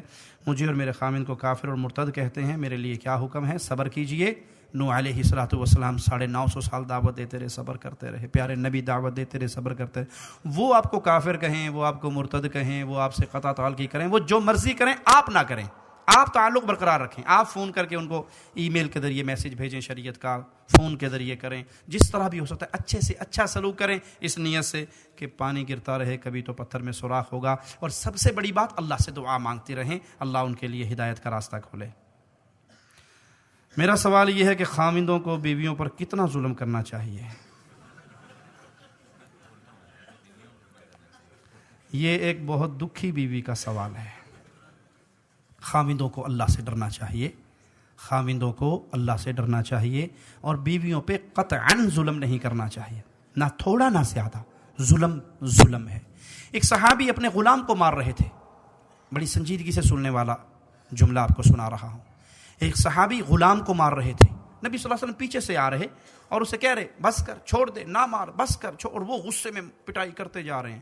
جب صحابی قریب آئے، اللہ کے نبی صلی اللہ علیہ وسلم قریب آئے اس صحابی کے، تو کہا تو اس اپنے غلام پہ جتنی طاقت رکھتا ہے، تیرا اللہ تجھ پہ اس سے کہیں زیادہ طاقت رکھتا ہے. تو اس کو جتنا مار پیٹ سکتا ہے نا، تیرا جتنا کنٹرول ہے، تیرا غلام ہے، کون روکے گا تجھے؟ لیکن نہ بھولنا تو اللہ کا غلام ہے، تیرا اللہ تجھ پہ اس سے کہیں زیادہ طاقت رکھتا ہے. وہ صحابی تھے، تڑپ اٹھے. اللہ کے نبی صلی اللہ علیہ وسلم، میں اس کو آزاد نہ کر دوں؟ آپ نے کہا بہت اچھی بات ہے. کہا میں نے تجھے مارا ہے اس کے بدلے میں تجھے آزاد کرتا ہوں. جملہ سنیے پیارے نبی صلی اللہ علیہ وسلم کا. کہا اگر تو اس کو آزاد نہ کرتا تو میں ڈرتا تھا اس کے ہر عضو کے بدلے تیرے عضو کو آگ پکڑ لیتی. بیویاں آپ کے پاس مظلوم ہیں، مجبور ہیں، ان کے ساتھ پیار کیجیے، محبت کیجیے. پیارے نبی صلی اللہ علیہ وسلم نے فرمایا تم میں سب سے بہترین وہ ہے جو اپنی بیوی کے ساتھ بہترین ہے، اور میں اپنی بیویوں کے ساتھ بہت بہترین ہوں. تم میں سب سے بہترین وہ ہے جو اپنی بیویوں کے ساتھ بہترین ہے، اور میں اپنی بیویوں کے ساتھ بہت اچھا سلوک کرتا ہوں. وہیں پہ جہاں بھائیوں کو یہ درخواست ہے، وہیں پہ بہنوں کے لیے پیغام ہے. پیارے نبی صلی اللہ علیہ وسلم نے فرمایا 4 کام جو عورت کر لیتی ہے جنت کے سارے دروازے کھل جائیں گے، جہاں سے مرضی جنت میں چلی جائے.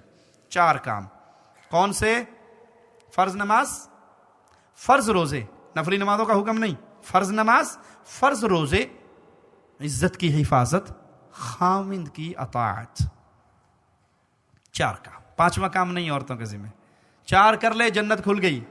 اس 4 کاموں میں میری بہن سب سے اوکھا کام جو ہے نا وہ خاوند کی اطاعت ہے.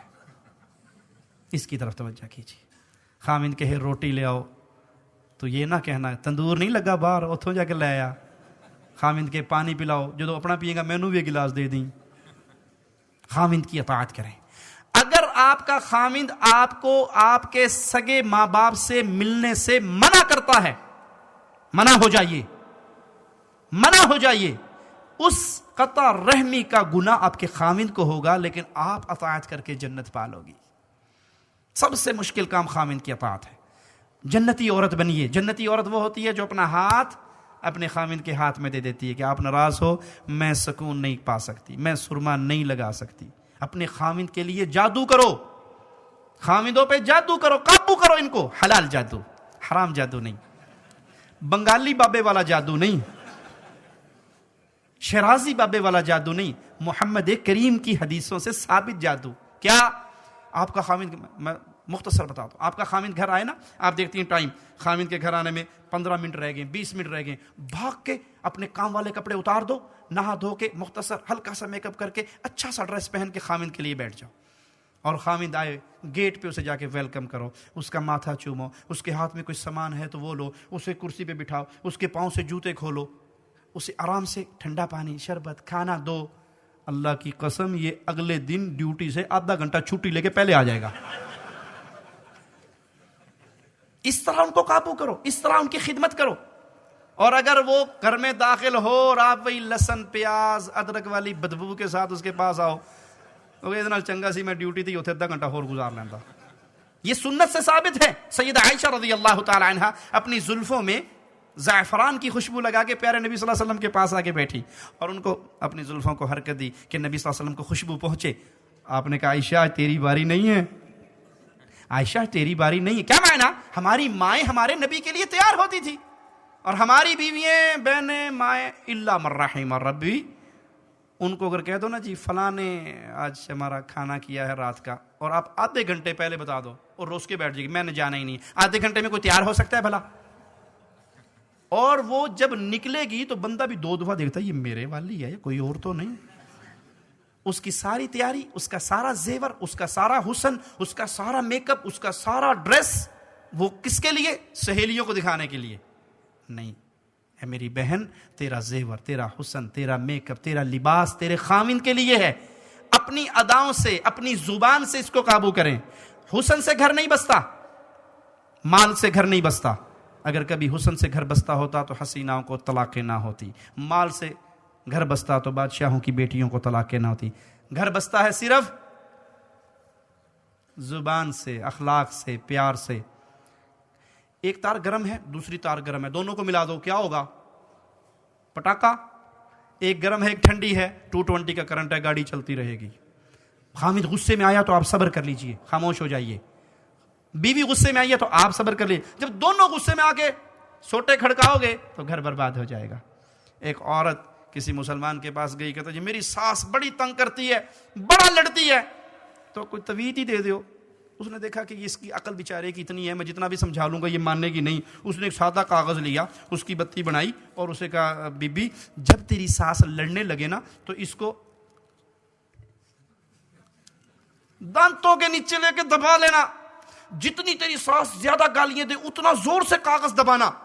بس 3 دن یہ کر کے دیکھ لے تیری ساس سیدھی ہو جائے گی. کہا بڑی بات ہے. وہ تعویذ لے کے گلے میں، جب ساس لڑے وہ پیر جی نے تعویذ دیتا سی، وہ کڈو جی، وہ دانت کے نیچے دبا لے. اب جب ساس کو جواب نہیں ملے گا وہ کملی لڑے گی. یہ ہے گر.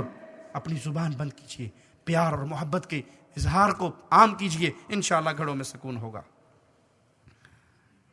ربیع الاول کے اس مبارک مہینے میں ہمارے ارد گرد میلاد کی محفلیں سجائی جاتی ہیں. قرآن و سنت کی روشنی بتائیے کہ اس طرح کی محفلوں کا انعقاد، اس میں شرکت اور نعت خوانی کے مقابلے کی کیا حیثیت ہے؟ یہ سب بدعات ہیں جو نبی صلی اللہ علیہ وسلم کی سنت سے ثابت نہیں ہے. نہ یہ محفلیں منعقد کروانی چاہیے اور نہ ان میں شریک ہونا چاہیے.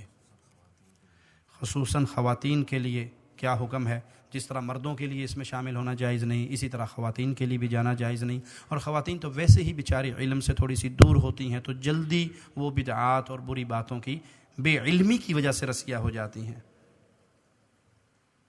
آپ پاکستان میں جہاں پڑھاتے ہیں، جو آپ کا سکول ہے اس کا پتہ بتا دیں. نہیں، میں پاکستان میں نہیں پڑھاتا، میں سعودیہ میں ہوتا ہوں. آپ نے اپنے بیٹے کو داخل کروانا ہے تو شیخ ذکاء اللہ سے رابطہ کیجئے.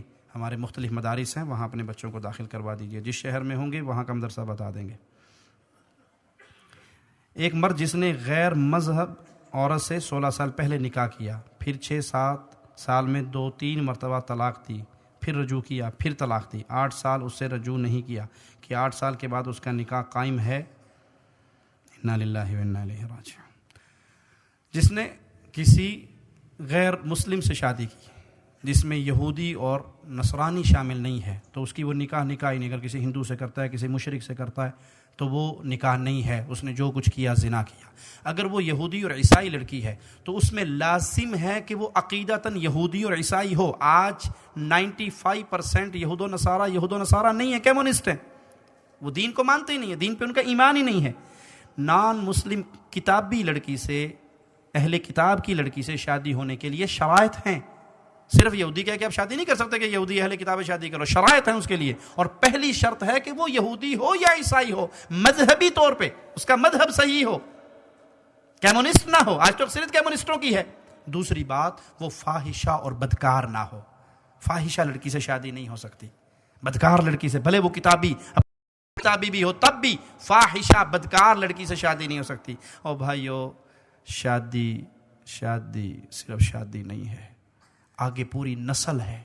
اگر آپ نے لڑکی مسلمان چنی تو آپ کی نسل مسلمان رہے گی، اور اگر آپ نے شادی میں لڑکی کا حسن و جمال دیکھا، دین نہیں دیکھا، تو آپ کی نسل کہاں جائے گی؟ آپ کی نسل کہاں جائے گی؟ اس لیے اللہ سے ڈریے اور دیندار لڑکیوں سے نکاح کیجیے.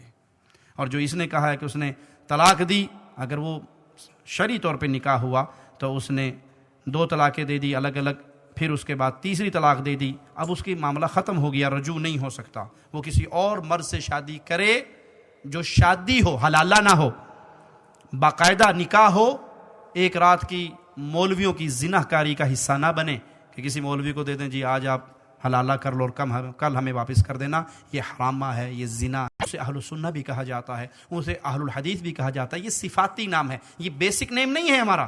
اصل نام ہمارا ہوا سماکم المسلمین، ہم مسلم ہیں. لیکن جب مسلم میں بیٹھیں گے اور تعارف کروانا پڑے گا تو ہم کہیں گے بھائی ہم وہ مسلم ہیں جو اصل ہیں، جو کتاب اللہ اور سنت رسول اللہ کو پکڑتے ہیں. ہم نے نبی صلی اللہ علیہ وسلم کو چھوڑ کر اپنے آپ کو دیوبندی، بریلوی، وہابی، سنی، نقشبندی، چشتی، قادری کے سلسلوں میں نہیں بانٹا. ہم نے حدیث رسول کو چھوڑ کر، پیارے نبی کی بستیوں کو چھوڑ کر نہ کسی بستی کو پسند کیا، نہ کسی اور ہستی کو پسند کیا. اگر کوئی شخص قسم اٹھاتا ہے کہ میں قرآن کی قسم کھاتا ہوں یہ کام دوبارہ نہیں کروں گا، اور دوبارہ کر لے تو پھر وہ توبہ بھی کرے گا اور قسم کا کفارہ بھی دے گا. کسی بھائی نے فضائل اعمال کتاب کی حقیقت کے بارے میں پوچھا ہے. میری ڈیٹیل سے اس پہ ایک CD موجود ہے، آپ اس کو سن لیجئے. مختصر یہ کہ اس کتاب کے اندر شرکیہ واقعات بے بہا موجود ہیں، اس کو پڑھنا درست نہیں. فرض نماز کے بعد مشترکہ دعا جائز ہے یا نہیں؟ فرض نماز کے بعد سارے مل کے مشترکہ ہاتھ اٹھا کے دعا کریں، کسی صحیح حدیث سے ہمارے علم کے مطابق جائز نہیں ہے، نبی صلی اللہ علیہ وسلم کی سنت نہیں ہے. نبی صلی اللہ علیہ وسلم کی سنت کیا ہے؟ سلام پھرا آپ نے کہا اللہ اکبر، استغفر اللہ، استغفر اللہ، استغفر اللہ، اللہم انت السلام. یہ پورا آپ کے سامنے دعاؤں کا چارٹ لگا ہوا ہے، یہ دعائیں پڑھیں. جہاں بدعت آتی ہے سنت اٹھا لی جاتی ہے. سنت کیا ہے؟ ہر فرض نماز کے بعد جو بندہ موحد ہو، مشرک نہ ہو، آیت الکرسی کو پڑھتا ہے، مستقل عادت بنا لیتا ہے.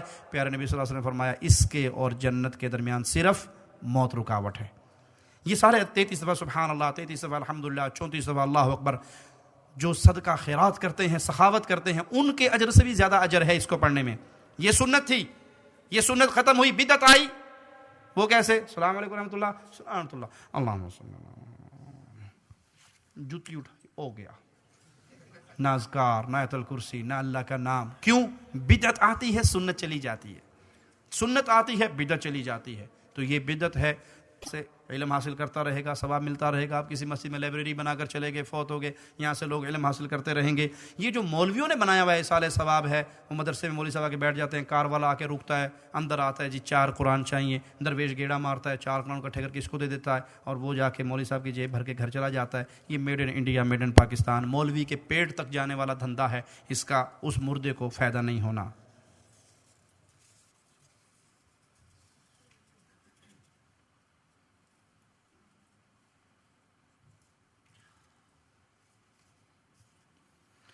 الحمدللہ میں مسلمان کے گھر پیدا ہوا، کافر کا کیا قصور ہے کہ وہ غیر مسلم کے گھر پیدا ہوا؟ اور غیر مسلم آج کے مسلمانوں کے حالات دیکھ کر اسلام سے بہت دور بھاگتے ہیں، انہیں کیسے صحیح راہ دکھائی جائے؟ اللہ کا شکر ادا کیجیے آپ مسلمان کے گھر پیدا ہوئے، اور نبی صلی اللہ علیہ وسلم نے فرمایا کہ ہر پیدا ہونے والا مسلمان ہی پیدا ہوتا ہے. کافر کے گھر بھی جو پیدا ہو رہا ہے وہ مسلمان پیدا ہو رہا ہے، فطرت پہ پیدا ہو رہا ہے. پھر اس کے ماں باپ ہیں جو اس کو مختلف مذاہب میں بانٹ دیتے ہیں. تو انا ہدیناہ السبیل اما شاکرا و اما کفورا، اللہ نے راستے کھولے ہیں. جہاں دنیا کی باقی چیزوں کے لیے تحقیق کرتے ہیں، وہاں اسلام کے لیے، اللہ کو پہچاننے کے لیے بھی تحقیق مسلمان پہ لازم ہے. وہ سب پہ لازم ہے جو تحقیق کر کے حق کا راستہ پاتا ہے. جو تحقیق کرتا ہے تو اللہ مالک کا وعدہ ہے جو میرے راستے میں چلے گا ہم اس کے لیے راستہ کھول دیں گے. جو لوگ پیروں کے عرس میں شامل ہوتے ہیں یہ تمام بدعات ہیں جو لوگوں نے بنا لی ہے کاروبار اور دھندے کے لیے. دکان بنائیں گے تو کوئی نہ کوئی خطرہ ہوگا, کوئی چوری کر جائے گا, لاس ہو جائے گا, چیزیں خراب ہو جائیں گی. ایک قبر بنا لو اور اس کے اوپر بڑا سارا بورڈ لگا دو, بس ساری نسل کے لیے کھاتا کھلا ہے. نہ یہاں پہ فیکٹری خراب ہونی, نہ مشینری خراب ہونی. جہنم میں جانے کا راستہ بھی کھل گیا, پیٹ کو جہنم کے بھرنے کے لیے بھی راستہ کھل گیا. میرے ساتھ میرے گھر والوں نے کچھ برے الفاظ مجھے کہے, میں نے جواب نہیں دیا, لیکن مجھے دلی دکھ ہے. اب مجھے کیا کرنا چاہیے؟ ایک شخص آئے نبی صلی اللہ علیہ وسلم کے پاس اور کہا میرے خانوادے والے لوگ میرے ساتھ برا سلوک کرتے ہیں, حالانکہ میں اچھا کرتا ہوں. آپ نے کہا یہی تو نیکی ہے. اگر اچھا کرو تو جی کو جی تو سارے ہی کرتے ہیں نا. وہ آپ کے ساتھ برا سلوک کرے اور آپ اس کے ساتھ اچھا سلوک کریں, یہی وہ نیکی ہے جس کو شریعت نے جس کا حکم دیا ہے. اگر کوئی شخص یہ دعویٰ کرے کہ اس نے خواب میں نبی صلی اللہ علیہ وسلم کا دیدار کیا ہے, یا بتایا کہ اسے کسی قریبی رشتہ دار نے دیدار کیا ہے, تو ہمارا اس بارے میں کیا رد عمل ہونا چاہیے؟ کہ ہمیں اس سے تفصیلات معلوم کرنی چاہیے. دیکھیے, رسول اللہ صلی اللہ علیہ وسلم کا دیدار اللہ اپنے بندوں کو کسی کو چاہے کرا دے, ممکن ہے, کوئی بعید نہیں ہے, اللہ کی رحمت ہے. لیکن دیدار کرنے والے کے پاس گارنٹی نہیں ہے کہ آپ واقعی رسول اللہ صلی اللہ علیہ وسلم ہیں. یہ سچ ہے کہ شیطان نبی کریم صلی اللہ علیہ وسلم کی شکل میں تو نہیں آ سکتا, مر جائے گا مردود, لیکن میرے نبی صلی اللہ علیہ وسلم کی صورت پہ بھی اللہ مالک نے ایسا پہرا دیا ہے کہ شیطان نبی کی صورت اختیار. لیکن شیطان جھوٹ تو بول سکتا ہے نا, شیطان جھوٹ تو بول سکتا ہے. وہ کسی کے روپ میں آ کر کہتے کہ میں اللہ کا رسول ہوں صلی اللہ علیہ وسلم. آپ کے پاس کیا گارنٹی ہے کہ یہ واقعی اللہ کے رسول ہیں صلی اللہ علیہ وسلم؟ اس لیے ممکن ہے کہ اللہ نے اپنے نبی کا آپ کو دیدار نصیب کر دیا, اور ممکن ہے کہ نہ, وہ کوئی اور ہو. دین پورا ہو چکا ہے. اب خوابوں کی بنیاد پہ دین نہیں چلے گا کہ نبی صلی اللہ علیہ وسلم میرے خواب میں آئے اور مجھے کہا یہ کام کرنا ہے, یہ نہیں کرنا. نہیں, وہ ہمارے لیے حجت نہیں ہے. ہمارے لیے حجت کتاب اللہ اور سنت رسول اللہ صلی اللہ علیہ وسلم ہے.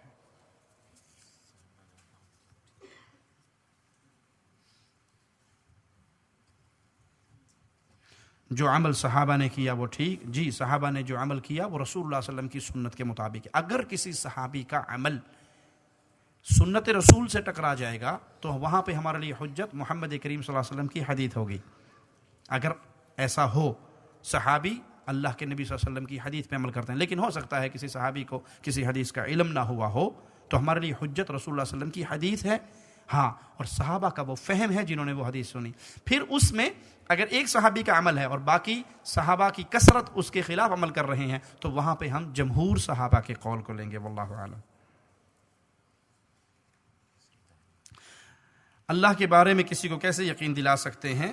یعنی کوئی دہریہ اگر ہو تو یہ کائنات, یہ مخلوق, یہ اس کا جسم, اس کا وجود اللہ کی نشانیاں بول بول کے بتا رہی ہیں. امام ابو حنیفہ رحمہ اللہ کے ایک دہریہ سے مناظرہ ہوا. تو آپ دریا کے کنارے کھڑے تھے, دریا کے پار دہریے کی بستی تھی. تو جو ٹائم طے ہوا تھا اس ٹائم پہ امام صاحب نہیں پہنچے, آدھا گھنٹہ لیٹ پہنچے مثال کے طور پہ. تو دہریہ کہنے لگا مسلمان بنے پھرتے ہو, مسلمان وعدے کے بڑے پابند ہوتے ہیں, آپ اپنے وعدے پہ کیوں نہیں آئے؟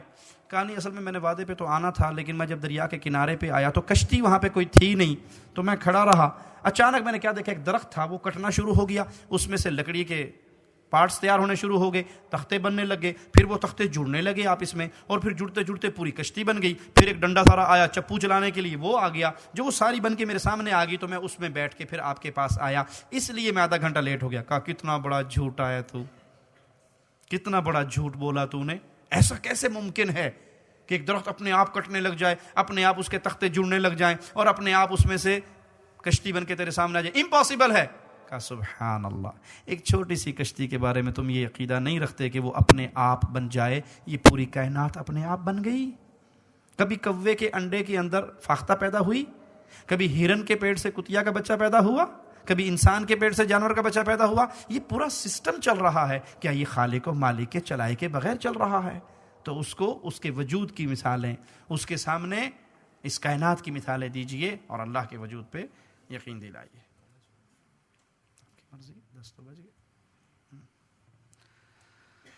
جزاکم اللہ خیر. سبحانک اللہم و بحمدک، اشہد ان لا الہ الا انت، استغفرک و اتوب الیک.